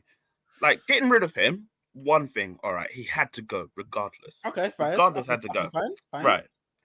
The replacements is where I agree with you because the replacements have been absolutely stinky. Yes. Absolutely stinky. It is unfair to try and say to CR7, right, you're not doing it, and then you replace it with that. Unfair. Did he still have to go? Yes. Okay, Was he still every time did he play? When he played during Ten Hag, did he do anything? No. He was actually a calamity going forward. Okay. Let's keep it 2 things. 2 things can be true. Yes. All right. CR7 had to go. Let's keep it a buck. Has his replacements been good? No. Are we still in the same dross 10 years ago? Yes. I'm asking for a team that's supposed to be the biggest club in England and one of the top teams in Europe to win 1 league title. And no one has done that for me. Can you do that? Can CR7 do it? He did not. Thank you very much. Brilliant. Let's move on from Manchester Let's United. move on. I'm kind of tired of this nonsense. Week in, week out, I hear the same damn questions. Stop! Give me something new. All right. Who's your 2 games this week? We by have the to way? We got Chelsea have to midweek beat Wednesday. If we don't win that game, I want to be furious. Really? Who else? Yeah. have we got? I don't know, I can see the thing about United, as bad as they are, yeah, that they can win a game, you know what I mean? They get a result Like, against us all the time. We've got a December to enjoy if you're watching Manchester United. They have Chelsea, as you said. What? Oh, trust me. Wait for it. Man United at home to Chelsea. United could win that still. They're at home to Bournemouth after that. Then they're away to Anfield on the 17th of December. Guys, let me tell you right now. Liverpool are going. Robin, let me tell you right now, bro. Liverpool are going to bend you, man, over, blood. At Anfield. Steady. Why are you like this, Peter? Yeah, no, you gotta be vocal. No. Why? Man. We got to tell you. We got to say as. I'm sorry. What did you call it last year when you won 7-0? What did you call it last year? That wasn't football. That was not football. So what was it? Hey, Oscar, beat his back. Beat his back. We call it a train. We called that a frigging train last year. That's what that was. Come on, man. Come on. Come on. Anyway. This is wild. Anyway. By the way, whilst you man are eating your leftovers on Christmas Day, on Boxing Day, Oh my God. they're at home to Aston Villa. Emery on my mind. You know what? Yeah, you lot getting slapped up all over Christmas. No. I reckon they beat Villa. I think we'll beat Villa. No. I don't rate Villa like that. I actually don't. First of all, they've been doing good. They've been doing very good. But it's just like okay. Can I ask a genuine question? Genuine. This is no banter. No banter. I'm being sincere when I ask this. Starting 11 versus starting 11. Machine versus machine. Are you taking Aston Villa's strongest 11? Or are you taking Manchester United's strongest possible 11? Sit down and think about it. No, that is the strongest possible 11. I'm taking Man United's one. If we're doing I'm taking strongest Villa. 11, you're smoking Buju Banton. I'm taking Villas and the manager. If we're talking like on point, like everyone is on fire, sharp 11, sharp. Everyone, then I'm taking United's. What? I haven't seen United's 11. Yeah, I don't know who Marcus Rashford is. If you tell me, I get to pick the team. Okay, do that straight on against Villa's 11. I think United win, and they're on point, like they're on job. Like nothing. And midfield better than yours. Yeah, midfield's everything. I'm talking about whole team. The striker's better than yours. The goalkeeper's better than yours. The centre half partnership is probably better than yours. I don't even. If you told me our centre halves, but if you actually put me on point and say Varane, Lisandro Martinez is not beaten, okay, they're not being beaten. So don't do that. Yeah, don't do that. You're right. No. Why? But why, Peter? Because he's having fun. He's just having fun. I don't think. I think he believes it. I believe that. Right. We need to move it along. Anywho, do you have any more exhilarating things about Manchester United? Nah, man. There's nothing more to be said. There's nothing more to be said. Thank you very much. Thank you. Let's move on. Join us next week for the episode on This Week on Manchester United. Let's go to Stamford Bridge, where Chelsea's A team beat Chelsea's B team on the weekend. 3-2 winners against Deserby's Brighton and Hove Albion. Oscar, Peter, you need to talk to me about this one, Peter, before Oscar gets on. I'm waiting. What do you want to know? Get to me. What do you want to know? Because last year, right, you told me best manager outside the top two in Roberto De Zerbi. How many L's is this? How many L's? You did say that because it went on to the conversation of who's better than him against Ten Hag, and you said after the other two, after Klopp and Pep, you put De Zerbi. Hold on, above Emery. I put him above Emery. Yes, you did. You might have forgot. You might have just been in the heat in a moment. You got caught up. You did. Statement. And you just say, you know what I mean? You don't think of the landscape. I don't forget. I don't forget madness. I don't forget madness. It was before Emery joined Villa. No. In fairness, because after the game, Roberto De Zerbi was crying in the interview. I peeped. I said, "What's this guy crying about? Why is he crying?" He said, "We're the only team in the league that had 3 of our most important players all sold in the summer." I said, "What?" True. Levi Colwell, gone. McAllister, gone. Caicedo, gone. I said, you know what? Cry me a river. Get out of here. I'll turn it in, Robin. You of all people get out of here. You cry about everything that's in the book. You've got the medical list of Manchester United in your house. No, he said sold. He said sold. Is that my problem? He sold them. Get out of here. Be a manager. I'm telling my team manager to be a manager. De Zerbi, your cult hero, needs to be a manager. Does he? Okay. Wait. Let me defend this case. Who's in the last 30? Who's in the last 32 of the Europa League? The Europa League at least. That guy, Roberto De Zerbi. Okay, he gets out of his group. Had Marseille and Ajax. Yeah. Uh-huh. He's getting out of that group. Look at this Ajax team. Don't even do that. Let's not even do that. This ISM is Oh, horrible. wait. Look at the Galatasaray side. Look at the Yeah. Copenhagen Yeah. side. I'm calling crap for crap. I'm calling crap for crap. Don't disrespect Anywho. Brighton, man. Listen, Brighton. No. My My problem is not with Brighton. My problem is with Peter because he ran his mouth. Let me defend. I don't really see what the problem could be here. De Zerbi is top class. Okay, he's going into matches where he's making 8 changes a game because Brighton. I don't know what European football is. They've never travelled across the pond. They've never done that. Okay, it's not his fault. It's his fault. It's his fault. Oh, it's his fault. He's from Syria, is he not?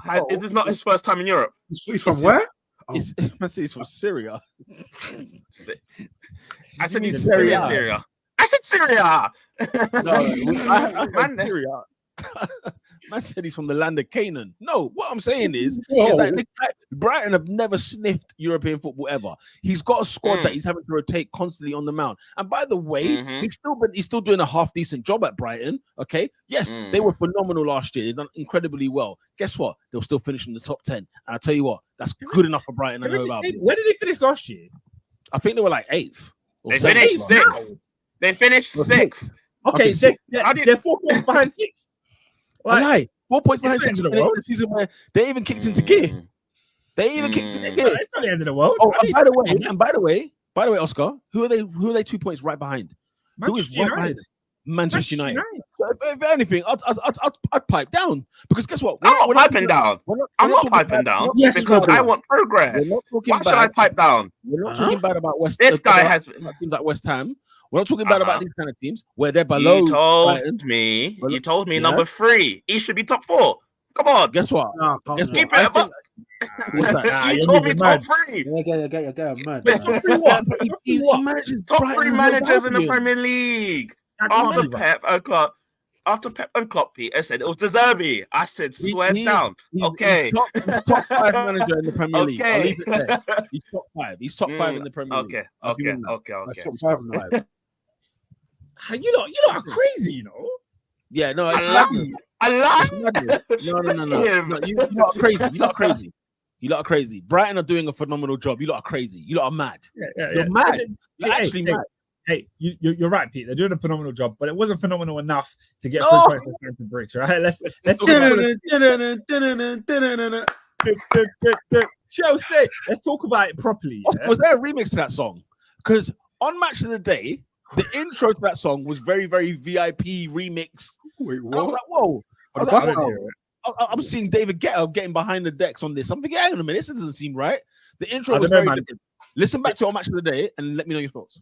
Right, they play different music before the game. I don't know, Pierre. It seemed like the intro to the Liquidator. Man. Chelsea got 3 points on the board.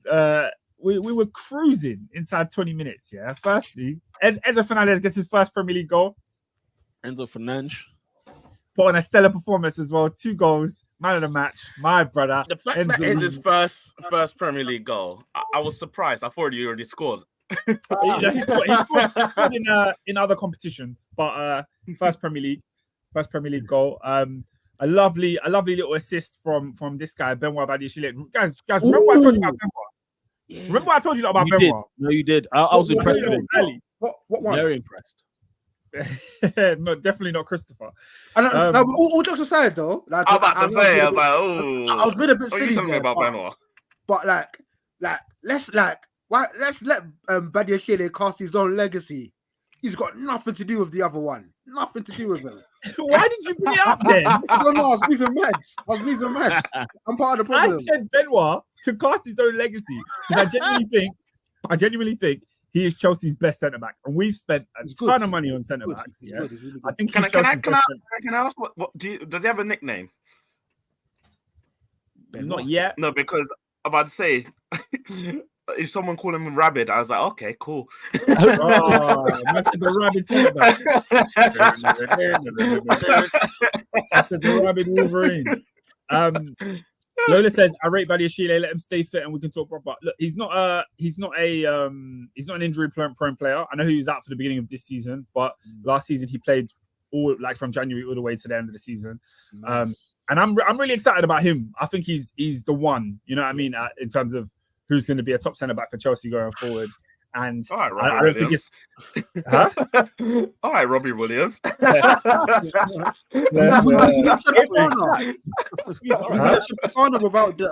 without the injuries. Like, I know it's hard, but Who's Wesley Fofana? Who is that guy? Don't do that. He was quality, man. Come on, man. The key word was. Nah, but they spent on a real. Yeah, you know, I feel Oscar's response. That man spent dough on the 80 million quid. They spent, He spent dough. 80 on this guy. Yeah. You know what? I'm honest with you. He was Fofana. He was Saliba before I saw Saliba. Yeah. No, The first season for Fofana Fofana at Leicester. Holy smokes, what a player! Yeah. He was fire. He was hot. cold. He was red hot. I feel sorry for him. No, because he came to the Premier League when they deemed Saliba not good enough to play. They used to play together. Yeah. Yeah, Etienne, the centre back He's the pairing. one that came. And what's so funny? What's so funny about that is that the two players that used to play together at Monaco was actually Axel Disasi and Benoit Badiashile, now who both play at Chelsea. So interesting stuff there. But in all seriousness, like that guy, one to watch out for. He got an excellent assist yesterday for the goals. But look, we went 2-0 up, yeah. Then first of all, Brighton scored an excellent goal. They scored an excellent goal to make it 2-1. Then Conor Gallagher, just two little fouls. Yeah, I feel like the referee was so harsh. I'm not gonna lie to you. Yeah. Really? They were both yellows. I'm not gonna sit here and say they weren't yellows, but when you make that challenge after you're on a yellow, it should be a warning. Like it should be a stern talking to you. The yellows came so quick in succession, and then afterwards, I saw Caicedo make a dirty challenge. No card. I said, hold on. I saw that. I said, hold on, ref. I said, hold on, ref. You just sent off Connor for less. So how you know what I mean? I thought it was a bit harsh, but you know what? Fair play to the boys, because I watched the first half and then at half time I had to go church in it. But then I was like, that's it, we've lost the game. I was at half time, 10 men, 2-1. I said the game's done. Brighton have won the game. They're going to either draw 2-2 or they're going to win the game 3-2. I thought there's no way Chelsea are coming out with 3 points. So when I watched it back and I saw us not only go in front, get that third goal to make it 3-1, another Enzo penalty, shout out to Enzo Fernandez. But to see the game out in the way that we did, it was never going to be pretty. It was never going to be tough. I see people saying in the time like, oh, Brighton dominated the game. It was like, well, yeah, of course they dominated. We had 10 flipping men. Like, we're not great at keeping the ball as it is. Even if it was 11 against 11, they were going to have chances. So for it to be that situation, it's one of them ones, smash and grab. Like, you get out. You get in there, you get your 3 points, you get out. And that's what we had to do. Now we go on to the next week. And Chelsea, as time goes on, we're just going to keep getting stronger because more and more players are coming back from injury. I'm talking about Badiashile and his impact. Got an assist, was excellent in defense. This is the guy that we didn't have in the beginning of the season. You know, so more and more players are coming back from injury. Soon's going to be Nkunku. Following that, it's going to be Lavia. And we're going to have a serious team. Like, and then I'm really looking forward to see where are we going? Where are we going? Lola's saying, get out. Were you not at home? Yeah, we were with 10 men. All right. I've already explained this. We're with 10 men. What do you want to see? Yeah, no, playing with 10 men is difficult. I'm sorry. That's difficult. And against Brighton, who will play you. You know the way there. Oh, Oscar, man, you got to explain yourself. I respect it. Come on, man. You understand what I mean? Assad says, Nkunku, James, Cucurella return for Old Trafford. Lavia back. Yeah, we had James and Cucurella out for this game too. Right, let's not forget that. Lavia back for Sunday. Please, let's go on a run. If City beat Villa, the gap to top 4 will only be 7 points. I'm not even doing that math. Only someone. 7 points is quite a feat, to be fair. Holy smokes! And let's not disregard the teams in between you and the top. No, but we do have to make sure we assess the fact that everyone in between us and top 4 is crap. Like everyone's whack. Like everyone's whack. Let's see. What? Like your West Ham, United, West Ham, your Brightons, like they're all a bit trash. Like, let's not lie here. So if Chelsea go on a run, if we do what we're supposed to do with the players we've got coming back and the quality of our current squad, if we do what we're supposed to do, our December fixtures are not that difficult. After Man United, we have winnable games. Yeah. If we go on a run, and it's December, so nobody ever wins all their games in December. You always lose or drop points somewhere. But if we go on a run, you could be looking at January and Chelsea are 5th. You know what I mean? That's not an unfeasible crazy. So, top four is very much. The thing is, this year is very interesting in general because the 5th spot is most likely going to be a Champions League spot as well. You say, yeah. Well, you say that you're costing it at a minute. The way you No. going on. Flipping hell. So no, it's pretty much a guarantee because the second team is La Liga, and the gap between La Liga and the Bundesliga is too wide to be caught. So it'll be La Liga and the Premier League that will get the 5th spot for next year's Champions League. Yeah, man. Yeah, but that's all I want from the season, really. Like, I would love a cheeky FA Cup, a cheeky League Cup, but getting us back in the Champions League is a must for Pochettino. I think if we're not in Champions League football next year, it's looking long. Like, we spent far too much money to be languishing where we are, and the bad results. What? I'd forgive Chelsea for not making it this year because I would. Hear me out. Hear me out because first, Arsenal, Liverpool, City, top notch. Newcastle for me are the best 4th team in the league, and so if we should be better than them. Well, they should be better than Newcastle United. I'm sorry. No. Okay, you got dressed by them last week. No, but he's talking about the outlay. He's talking about where Chelsea have come from. Look at Newcastle for the last 20 years. But look at but Pete, we spent 100 million on Caicedo and Enzo, and then we bought Lavia on top. If we went out in the summer and signed Joe Linton and Miley and flipping, come on, bro, Anthony Gordon, you'd be better off to me. I'm not gonna lie, guys. I'm not gonna lie. You man, I'm not gonna lie. Hindsight's a wonderful thing. I don't rate them. I don't rate those guys as highly as you do, even though you spent 100 million on them. Even if you spent 100 million on them. No, what I'm saying is when you look at what like Newcastle's team, right? It's a strong team. Why is it strong? Team. No, they've got good players because they've got a fantastic manager that has assembled a great team and has put those players in positions where they know exactly what they need to be doing to succeed. And that's what Pochettino needs to get. Pochettino needs to get a hold of this Chelsea team and get Enzo playing like Enzo should, get some goals out of Nkunku when he can, find Raheem Sterling that form that he had at Manchester City, and we're a team that's serious. First of all, you're not dissing Raheem Sterling. Raheem Sterling's knocking on the door of that England squad. I'm not dissing Sterling. You said give me Man City Sterling. Or what I'd say is your team. When I look at Chelsea's team, when I look at Chelsea's best team, it's not better than Newcastle's. Yes, I'm not being funny. No, it's not. It's our best team is a Champions League level team. Of course, it's better than Newcastle. What's starting 11? Yes, Mike Mandem. I'm not sure about that, man. Newcastle are slapping you lot every week, guys. Other than our centre forward and our Man United as well. I know Man United are dead, and our left winger. Who in our team is not Champions League level? No, it's not that. But 6 doesn't go into 4. That's my point. When it comes to the best 4 are what's it called? Arsenal, Liverpool, City, and Newcastle. That's the best 4 in this league right now. Right. And was last year, right? At a canter, right? More or less, right? I know what's it called? United made it. United have an argument. I think United's best 11, more or less, is probably better than Chelsea's. It will beat them more often than it does. Newcastle. No, it does. Listen, we know United are dead this year. We get it. No, we get that. Trust me, we do. They did finish 3rd last year, and they did win a trophy last year. Yeah. I don't see Chelsea doing that. I don't see them doing that. But you sat there and you said we know United are dead.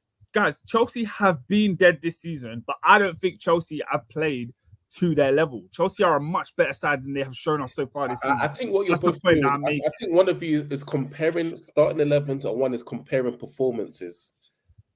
We're a much better team than we performed this season. I'm not going to go based on performances because form can change for any club, right? Who makes sense into the top 4? Anybody can get there. Even Spurs can get in the top 4, right? Based on form. But when I look at the squads, when I look at teams, when I look at what I've got to fall back on, and I look at how serious Newcastle, bro, man, Newcastle's a serious side, blood. They're not jokes. Like, they're not one hit wonders.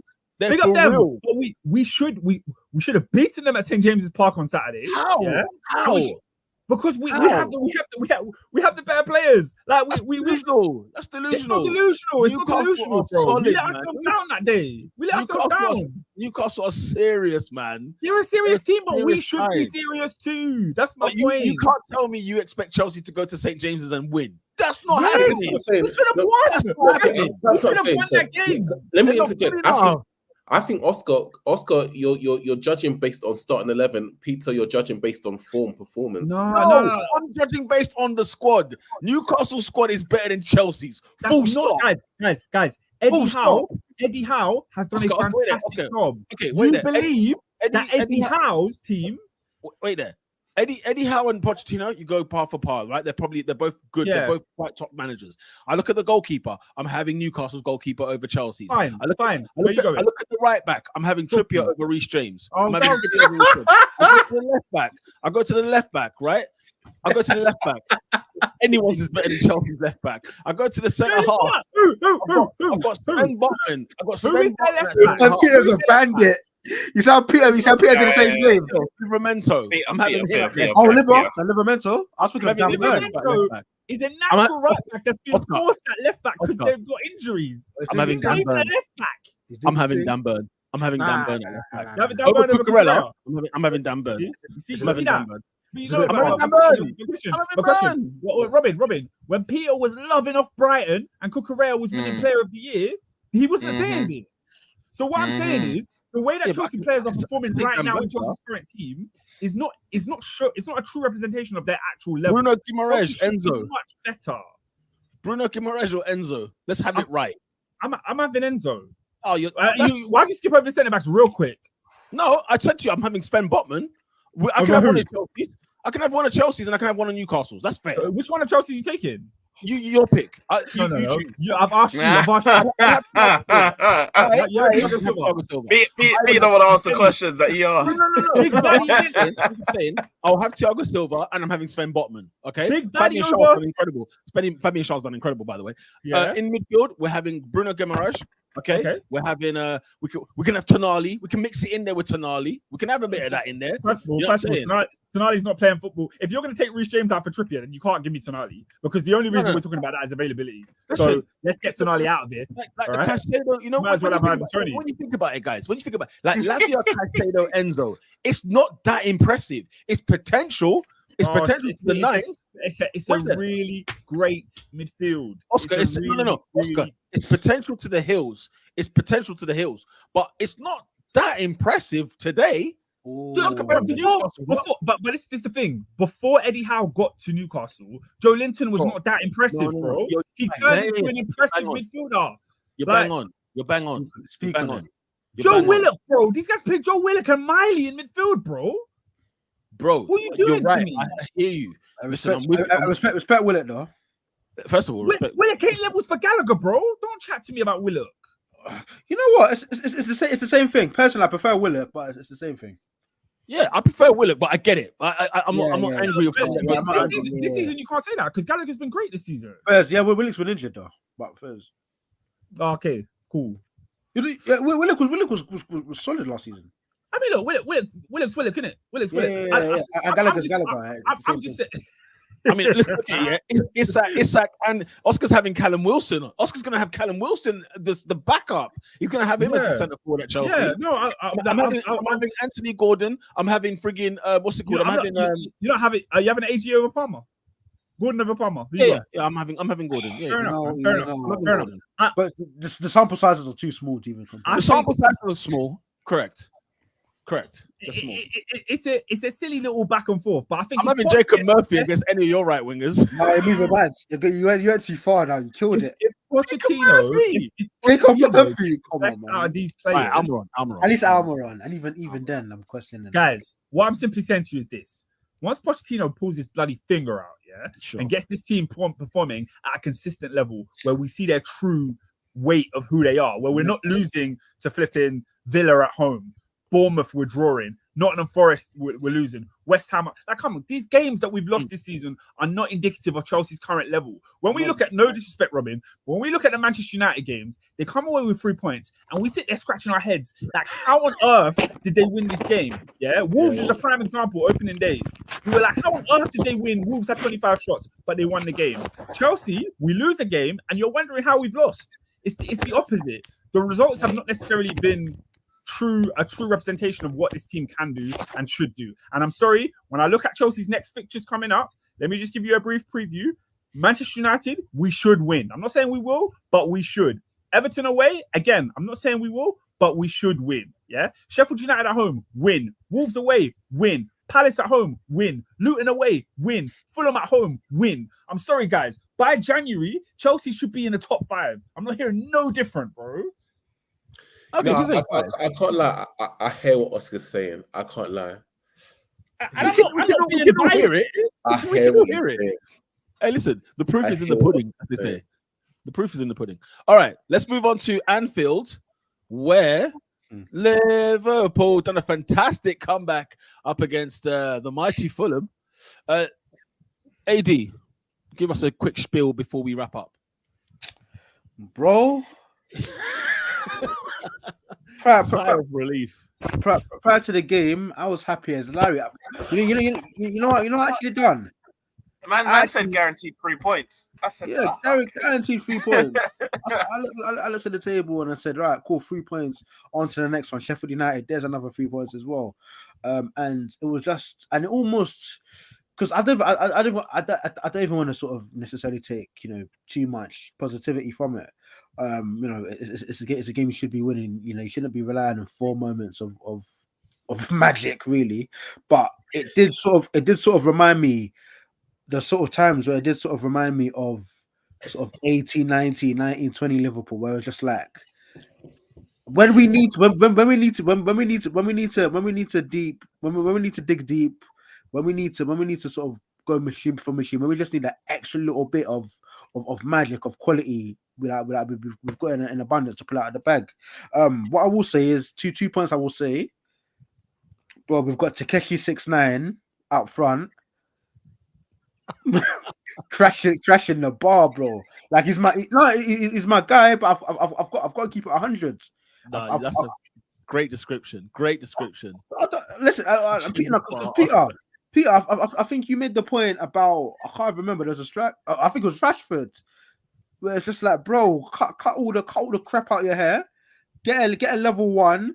You're a nasty, ruthless, unscrupulous barber. Because I remember after the Luton game, I saw man taking videos sitting in a barber chair. So, bro, I need, man. Yeah. And also, you see Queen Kelleher, he's not it, man. You see Queen Kelleher, yeah? What's it? How you say his first name? I don't know, and I don't care. We got the Irish crew. It's Quiveen, man. Come on. Quiveen, yeah. You can stick that V with the sun don't shine. Because listen, this is a guy. This is a keeper, right?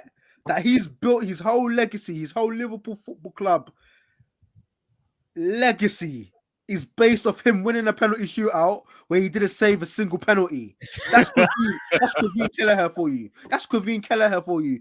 Hitting shots. Because there was a time where, there's a time I was looking at him. I was like, you know what? This guy's solid. Like, as a number 2, like, probably the best number 2 in the league. Like, there's a way, like, he used to come out, like, he almost used to, if you squint your eyes in a 1-on-1, he almost looks like Alisson. Almost. Almost deceive yourself. But yeah, man, I think you know what? I think this is just a game where, you know what? We just got to roll out of Dodge. Fulham caused us far too many problems, and I think moving forwards, I think the omens are good. And as for goal of the week, I mean, what one do you want to take? God, there were some juicy goals in that game. I must admit, there were some lovely goals. What a way to make an impact, Alex McAllister. Endo, phenomenal finish as well. Where is Adrian, the backup goalkeeper, or Adrian? Where is he? Bro, he's on a Lee Grant retirement tour. Like, he's just, you know what? I genuinely think being a third choice goalkeeper is the best job in the world. Best job in the world. Brother, I'm 35. I'm training with world class players every single day. Scott Carson. Ask Scott Carson. He's got the greatest gig ever. Have you seen the size of his derby? He don't. His BMI is through. He don't care because he knows he's not gonna play. He's just a dad in a dressing room, literally. So yeah, man. I think third choice goalkeeper. If you want a gig, if you want the best job in the world, I'll probably say it's that, because I know I'm never, ever, ever going to be called upon. I'm never going to be thrown into the firing line. bro. You know, Man City have Stefan and Ortega, and yet they've still got Carson. He's 4th choice. He's got the best life ever. He's an ambassador. He might take a young James Trafford. I know he's gone. He might take a young James Trafford's arm around the shoulder, do drills with him. Comfy. Oh my god. 2-time Champions League winner. There he is. There he is. It was risky time. I mean, Trent showing who he is. I mean, they were saying on Match of the Day, talking about him like, can we finally move him into the midfield? Because having him at right back is just pointless. And he always played the football in the middle. He was always playing with the ball in the middle there. Yeah. And Fulham targeted that right hand side. Yeah. Liverpool's right side. And that's when I said, like, listen, the man came through. Absolutely clutch player. Absolutely clutch. I cannot fault Trent this week whatsoever. Because he is the one that came through for Liverpool. I'll let Adrian finish because I still got one question. What? I was going to say why. Can I finish your points? Are you able to? I'll finish my point on Trent. Yeah, go for it. I've got nothing to say on Trent. Can I be perfectly honest with you, Robin? Can I be frank? Can I be real? Neither do I. Proof's in the pudding. Watch that 90 minutes and then talk to me about Trent Alexander-Arnold. Hey, you know what? Dare I say? Oh, you know what? I'm gonna say this. I don't believe it, but I'm just gonna humor you guys. Guess what? He can't defend. He's the worst defender in the league. Who gives a damn? Talk to me now. Get him in the midfield. Hey, I'm waiting for this. I saw tweets on Sunday night talking about best right back in the world, best right back in the league. I said, hold on. They conceded 3 goals at home to Fulham. He scores the last minute winner after being moved into midfield. And people are talking about best right back in the league. You know what's hilarious? I tell you, I'll be honest with you. Not one of Fulham's goals did I see Trent in the picture. Not one of them. And they were all down the left-hand side. I was like, where is this bloke? Like, Peter, stop, don't be ridiculous. So, because one of them was a corner. One of them, he was in the picture. He was at freaking centre half. And then he was not doing his job. Where he's meant to be. He thinks he's Kanate. because Massive was at right back. And then the final one, Simicast. Why is Massive at right back? So why did you lie? Peter, why did you lie? He didn't lie. He did not lie. I didn't see it. I didn't see it. Fine, he's the worst defender on the planet. Fine. I'm going to give you the full Wenger. Yeah. Listen, my thoughts on Trent, okay? AD, I'm team you on this one, okay? World class. He's a world class football player. Yeah. Keep it out. Yeah, I'm just saying he's a world class football player. By the way, like he's good in it, yeah, and we've always known that he's good. But the range of passing, it was a joke. It was a joke. It was more like, you know, like when you're playing on the PlayStation, you're gonna send it to where you want it to be sent. Every time he sent this ball, it was like, I've asked for it to go there. It's landed there. That's hard to do, you know. The range, the variety, left foot, right foot, first time. What shocks me the most about this game was, I think he showed some leadership levels, like the way that before he even scored the winner, the way his drive was like, nah, we ain't losing this. Like, I'm taking this on. I remember there was a moment at I think it was 3-2. Fulham were winning, and he grabs the ball and says, "I'm taking this corner." And then they end up scoring from the corner. And I'm like, right, he grabbed the game by the scruff of the neck. He just blew to the corner like straight. Yeah. He grabbed the game by the scruff of the neck. And it's funny because in the aftermath of the Manchester United game, there was some talk about Rashford by Roy Keane, Carragher, all them guys. And they were basically saying that, you know, when you're a homegrown player, it's your responsibility to drag that team, isn't it? Because you're one of the fans, essentially. You know what that's like. So they were talking about why Rashford doesn't do that for United. And I've never really seen Trent as a leader. Obviously, not everybody can be captain of their boyhood club. But when he turned up the other day, vice captain. Yeah, but that's Vice ain't captain. Do you know what I mean? No, but I think that's the best position for him. I mean, no, being vice is great, but they ain't captain. You get me? That's what I'm saying. Although what I will say is that even though it's not necessarily captain, I do agree with you. I do feel like he's taking more of an onus upon himself to influence games and to be that positive role model. Because I'll be honest with you, I think one black stain I've got against Trent is his mentality. When things Interesting. when things ain't going right, because there's and again, as much as I'm sort of as I like to defend him, there's games I watch, this guy's just taking the piss. He's not even bothering to defend. His head is got, the one game that comes to my mind is the Napoli game. Away at theirs where they battered us. He was horrific, and I think he's starting to sort of say, like, you know what, I'm the only Scouser in this team. I'm the man. Everything goes through me. Listen, give it to me. I will make something happen. And now you've seen in the past couple of games, clutch moments. And you know what? And he's got in his locker, and that's just what we want to see more of. We want to see him influencing games in the right way. Being decisive, being crucial. And then big up guys like Endo as well, because it was big goal. Big goal. Yeah, big goal. Big goal. Great goal, yeah. Big goal. And the thing is, and I think what you're starting to see at Liverpool is that there's hierarchy. I remember even for Trent's goal, and Endo's on the ball, Endo's trying to run for the ball. I see Gakpo literally step in front of him and drive the ball. And I think what we're starting to see collectively, certain players are taking onus and taking impetus and saying, right, there's a league on the line. Let me roll up my sleeves. Let me get dirty. Let me crack on and let me impact the game and let me make it happen. So, because look, if I tell you that none of Liverpool's forwards scored on the weekend, yet still we scored 4 goals, would you believe me? So, I think yes, I would. Would you? Yeah. None of the forwards. No, I actually would. Nah, come on, Robin. No, I'm waiting for Adrian to finish because I don't rate your number 9. That's fine. Yeah, but that's fine. But he spoke about the other forward. You do rate Salah. I do rate Salah. When did the game go? No, the thing is, if Salah didn't score, that's probably the only one I'll be surprised. But the other of them, no, not really. Okay, fair. But right. Yeah, man. Let's wrap up, guys. Come on. No, Peter, my point to you: do you still have the stocks? Listen, you're not allowed to buy. They're sold. No, he doesn't want them. You said I'm buying. You said I'm buying. I'm asking, are you selling? No, I'm not selling.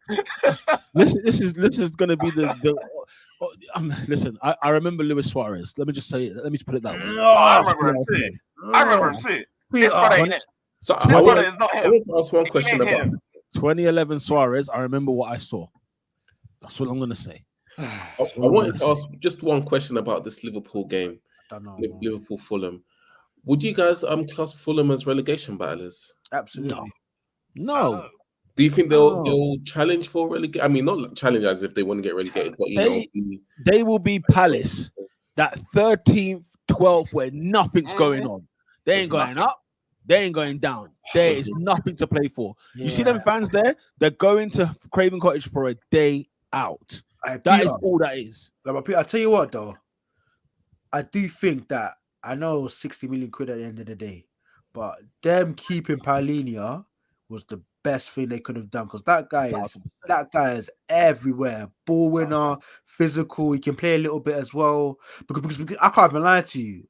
When the moment they sold Mitrovic and they replaced him with Carlos Vinicius and Raul Jimenez, who's a piece of his skull is still on the Emirates turf.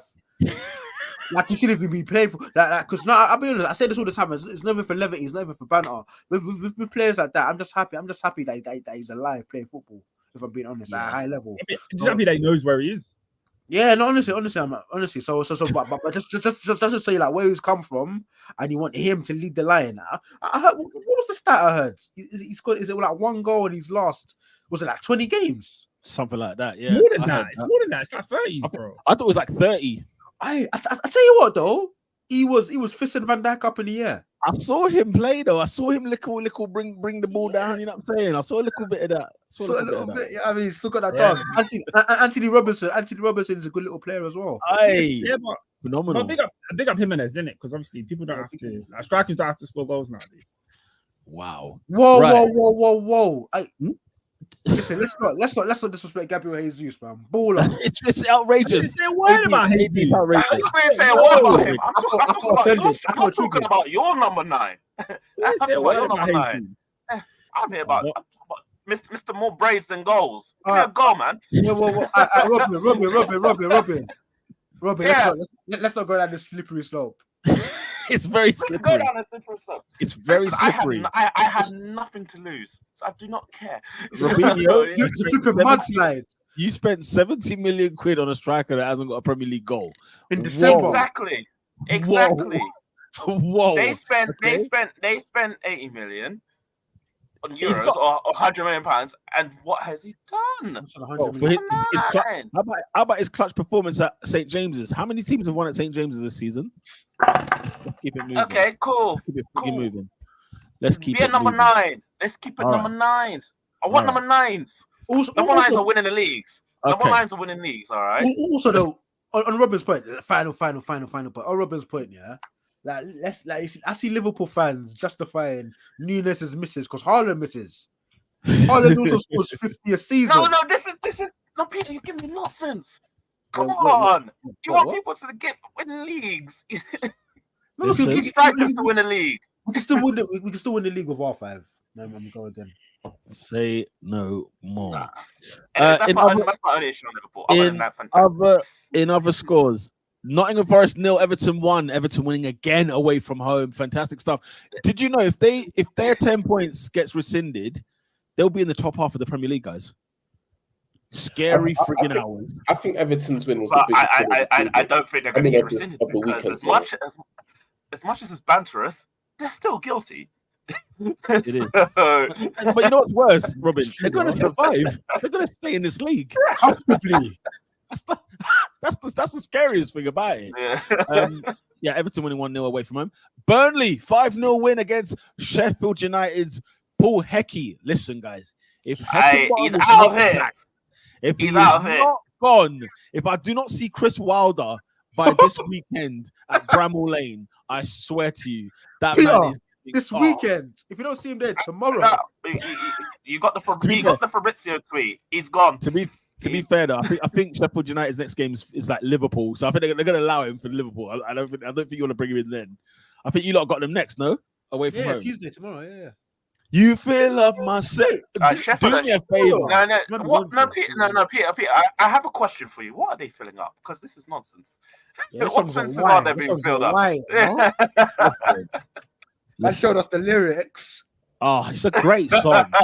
It's a great song. And the thing is, I AD, feel you're gonna with watch. You're gonna watch Liverpool tomorrow at Bramall Lane, and you're gonna see it in its full song. I like the song. Full song. I actually like the song, if I'm being honest. It's a great song. Yeah, Are it's a you great mad? song. Anyway, yeah, Paul Hecky. Well, talk to us about Paul Heckingbottom.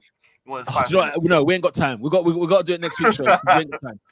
Brentford 3, Luton Town 1 in the other scores there. West Ham 1-1 with Crystal Palace. Maybe I am. Who knows? What? Not a great scoreline for West Ham. And Bournemouth 2, Aston Villa 2. Let's get into your goal of the week. McAllister. Yeah, McAllister. Did too. For me, to be fair, because I watched it live, it's gonna be Dwight McNeil. The way he took the ball down with the right foot, then smashed it with the left. Disrespectful. It's not disrespect. McAllister and Endo's goals, I love. Do you know what? Right? Do you know what's so Huh? crazy to me? Dwight McNeil's goal is phenomenal. Do you know what I think Speak his on goal it. of the week this week? Speak on it. I think is Trent's winner. Trent's winner's up there too. I think that's goal of the week because I think McAllister's goal is the most like wow, like on the eye. But I think it's a bit more. It's a bit less of a technique. Like it was more like a let me just swing a foot at this. Whereas Trent has picked that corner, had to go past 2 Fulham players and their keeper. I don't know. I just think You know, Calvin Bassey's brother's a drill artist. No, but Oscar Saka did something similar. Like he was intricately going in between those players. Oh, I swipe left. What? I do. Did you see Trent's goal? No. Yeah, Do you see this comment?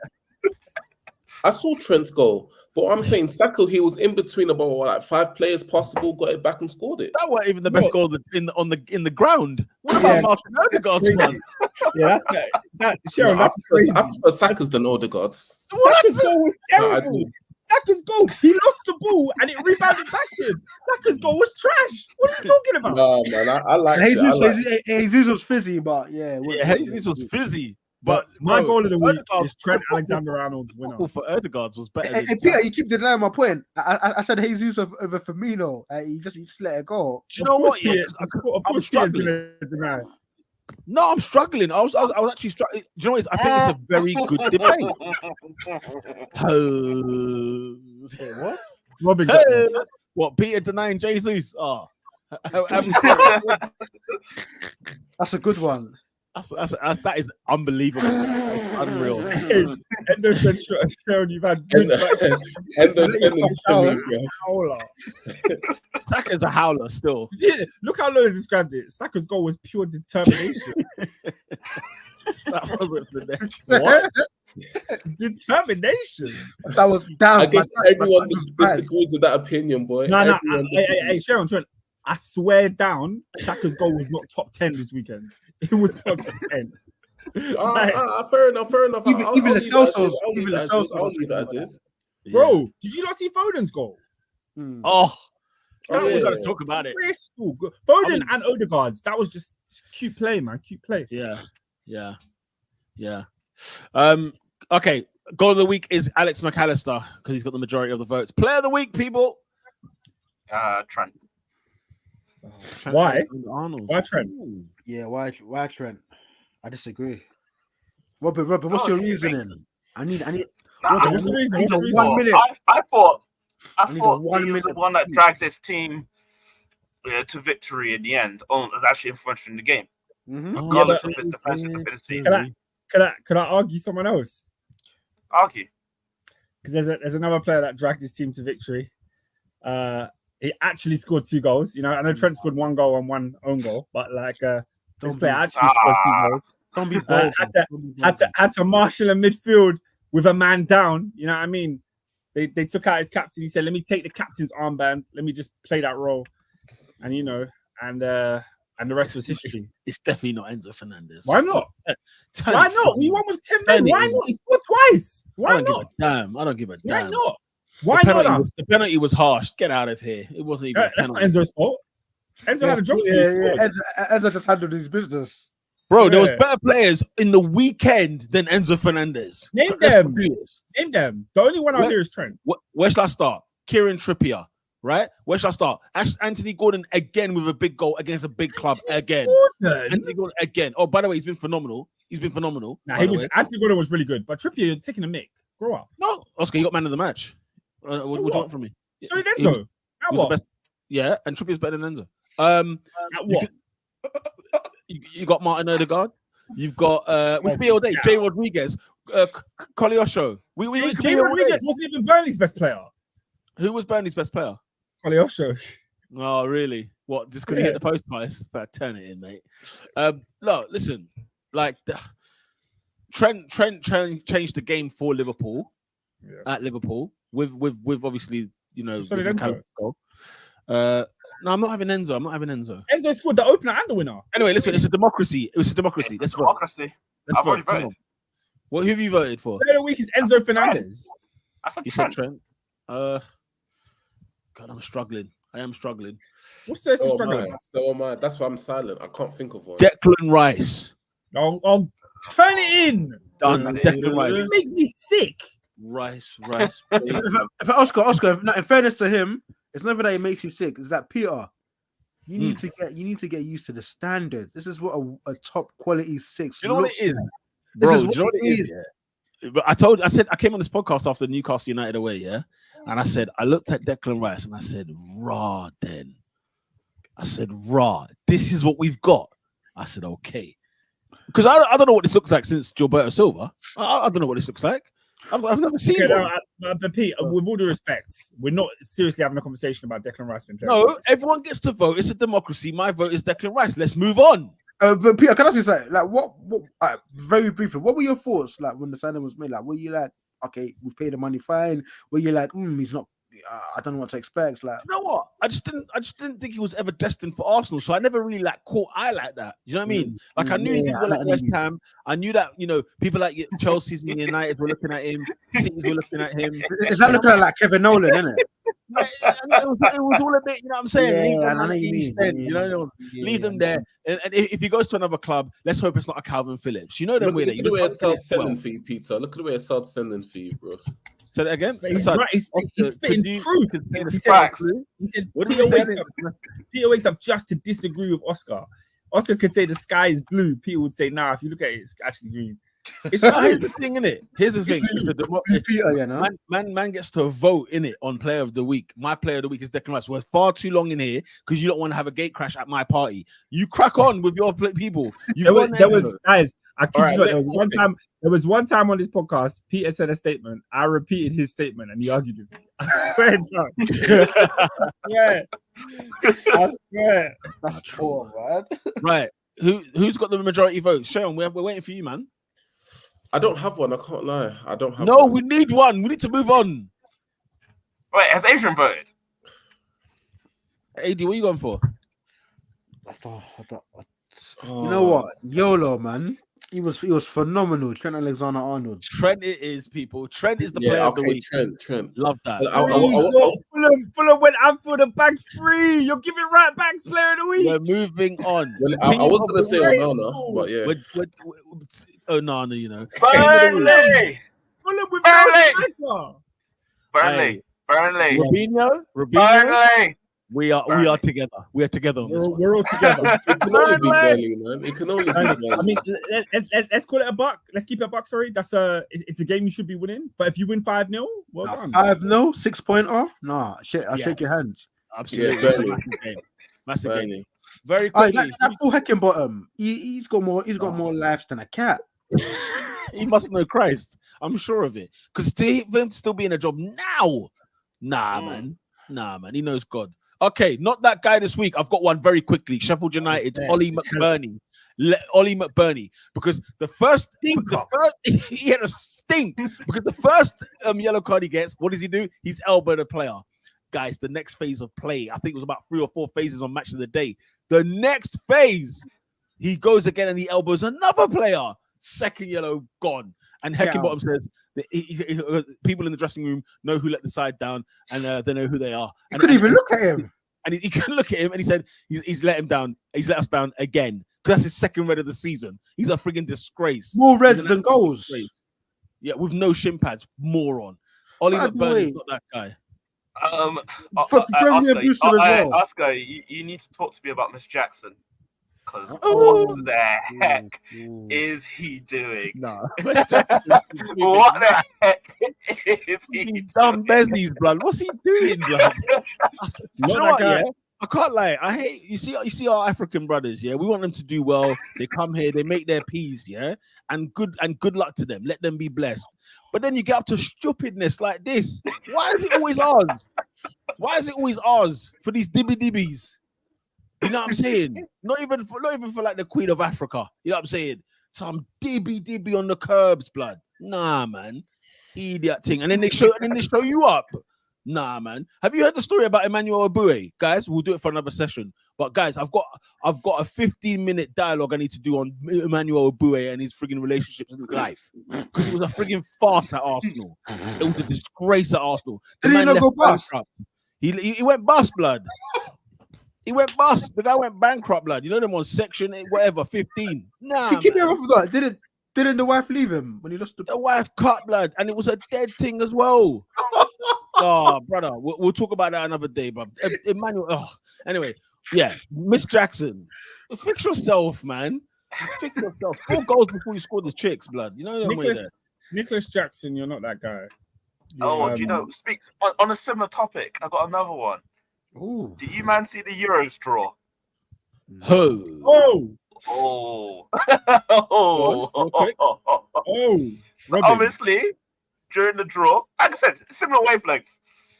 During the draw, obviously, man, them are pulling out the countries, seeing who's got and who. Mhm. And then what noises are we hearing in the background? I knew that's what you were going to say. I knew that was what you were going What to say. noises are we hearing in the background? UEFA said they're doing an Let's they're doing an go on topic, investigation. They're doing an Let's investigation. keep on UEFA. topic. There's nothing to investigate. Someone's getting By the way, speaking of investigation, Manchester United chefs. Let's have a conversation. How about what? Excuse me? Old Trafford. And the thing is, the fact that Robin let this slide on this week on Manchester United, I didn't bring this up. I said I'm bringing it on. You know, I forgot about this. I forgot about this. Oscar, the chefs at Old Trafford. We've had a conversation about the chefs at Man We're United. on this investigation. Go for it, Robin. Mandem were feeling under the weather because of what's been cooking at Old Trafford. Quite literally. Quite literally. Oscar, the Mandem are not cooking chicken properly. They said there's an investigation going on because a series of people were left unwell at an event at Old Trafford due to uncooked chicken, raw chicken served at Old Trafford. Hey, where was Patrice Evra? He must have had a field day. It must have died and went to heaven. No, but okay, I didn't hear this story, but that video of Patrice Evra, it came onto my timeline again, and he has to go into Not That Guy this week for what he did in 20 whatever year that was. He goes back in. That is a Hall of Fame. Robin, why was no, he molested it and put it in his mouth like it was a normal thing. Why I does couldn't he do believe that? it. Why? I think he's in the Hall of Fame. I think he went into the Hall of Fame anyway. No, because guys, the video came on my timeline this week. No, he needs to get re-inducted again. I saw it and I said he can't possibly be about to do what I think he's about to do. But I knew it because I'd seen the video before. We just couldn't process it. He's not gonna do that, like surely. But he did it. A different ending. Honestly, all jokes aside, I would have been surprised if his life spelled. You know, like Amanda Bynes. That was just like a cry for. That was like you've hit a rock, but he's licking raw chicken in front of a camera. So, do you know what I meant? He went to Iceland, bought chicken breasts, went home, took it out of the pack, opened it, got a camera, filmed it, licked the raw poultry. At that point, there's not even chicken, it's poultry at that point. And then he uploaded it to social media like he was the real. Yeah, I'm going to upload this. He's a sick man. He's a sick man. Thierry Henry invited him to his house after this. No, He didn't.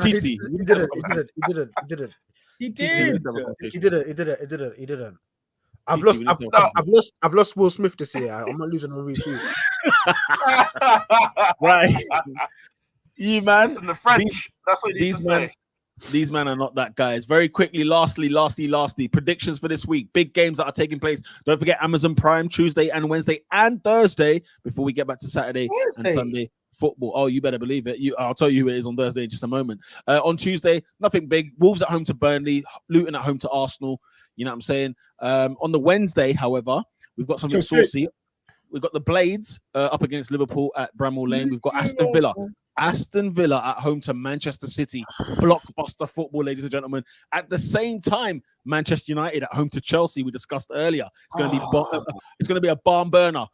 On Thursday night, people, you could kick things off with Everton against Newcastle at 7:30. And if you want to switch at halftime, you can, because at 8:15 it's Spurs against West Ham United. I'll tell you what, the police are going to have a long day at that ground, because that is going to be brutal.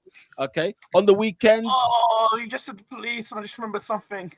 Oh yeah, Lego Warsaw fans. Oh, Lego Warsaw fans.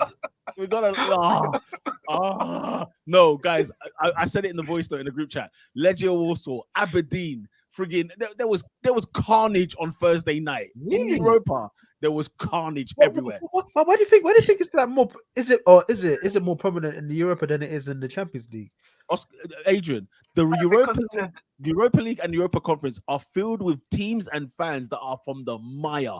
When your country's from the Balkans, that's it, blood. Yeah. You know that you guys are about to enter war. Bro, how can the under 19? So you know, like when you play European teams and the senior teams, the under 19s play each other. Blood, they had to cancel RZ Alkmaar. Who were they playing?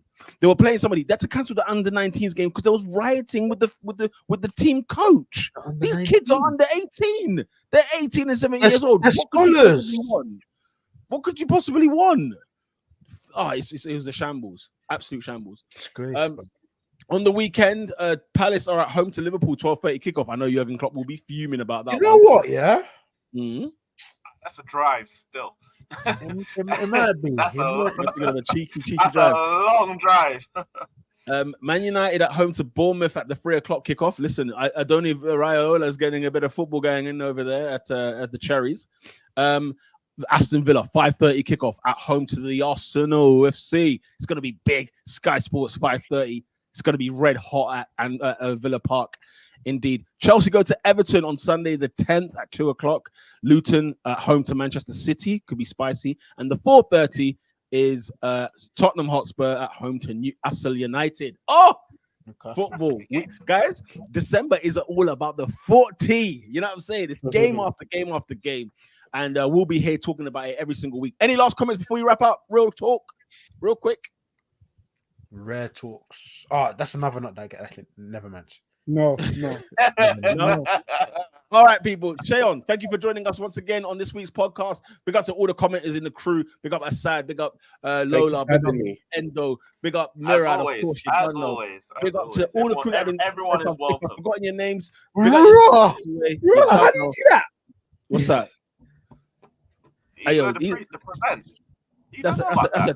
That's a tech guru in his form, blood. Yeah, it's a real tech guru, isn't it? in the zone, blood. In the zone. Get a Mac and upgrade to Mac OS Sonoma. It's a feature built in. You're the only one with a Mac. You know you're the only one with that new feature. No, they ain't brought it out worldwide yet. You get the early scoop, okay? You get the early scoop. You think you have the storage to upgrade? That's crazy. That's the 2027 trade. All right. I didn't realize it was your birthday. He knows the commands. Let's make it rain. Let's make it rain. Oh my God. Until next week, people. Hang on a minute. What? Is it reacting to your body? Yeah. This nigga's got AI. He's rolling, bro. He's rolling. How did you have the restraints to not do that for the whole podcast? For the whole doing that from minute one. Oh my God. All right. Shayon, we can have you back next week if you want to bring up those features once again. Until next time, people, we are out. Peace. Peace. Peace.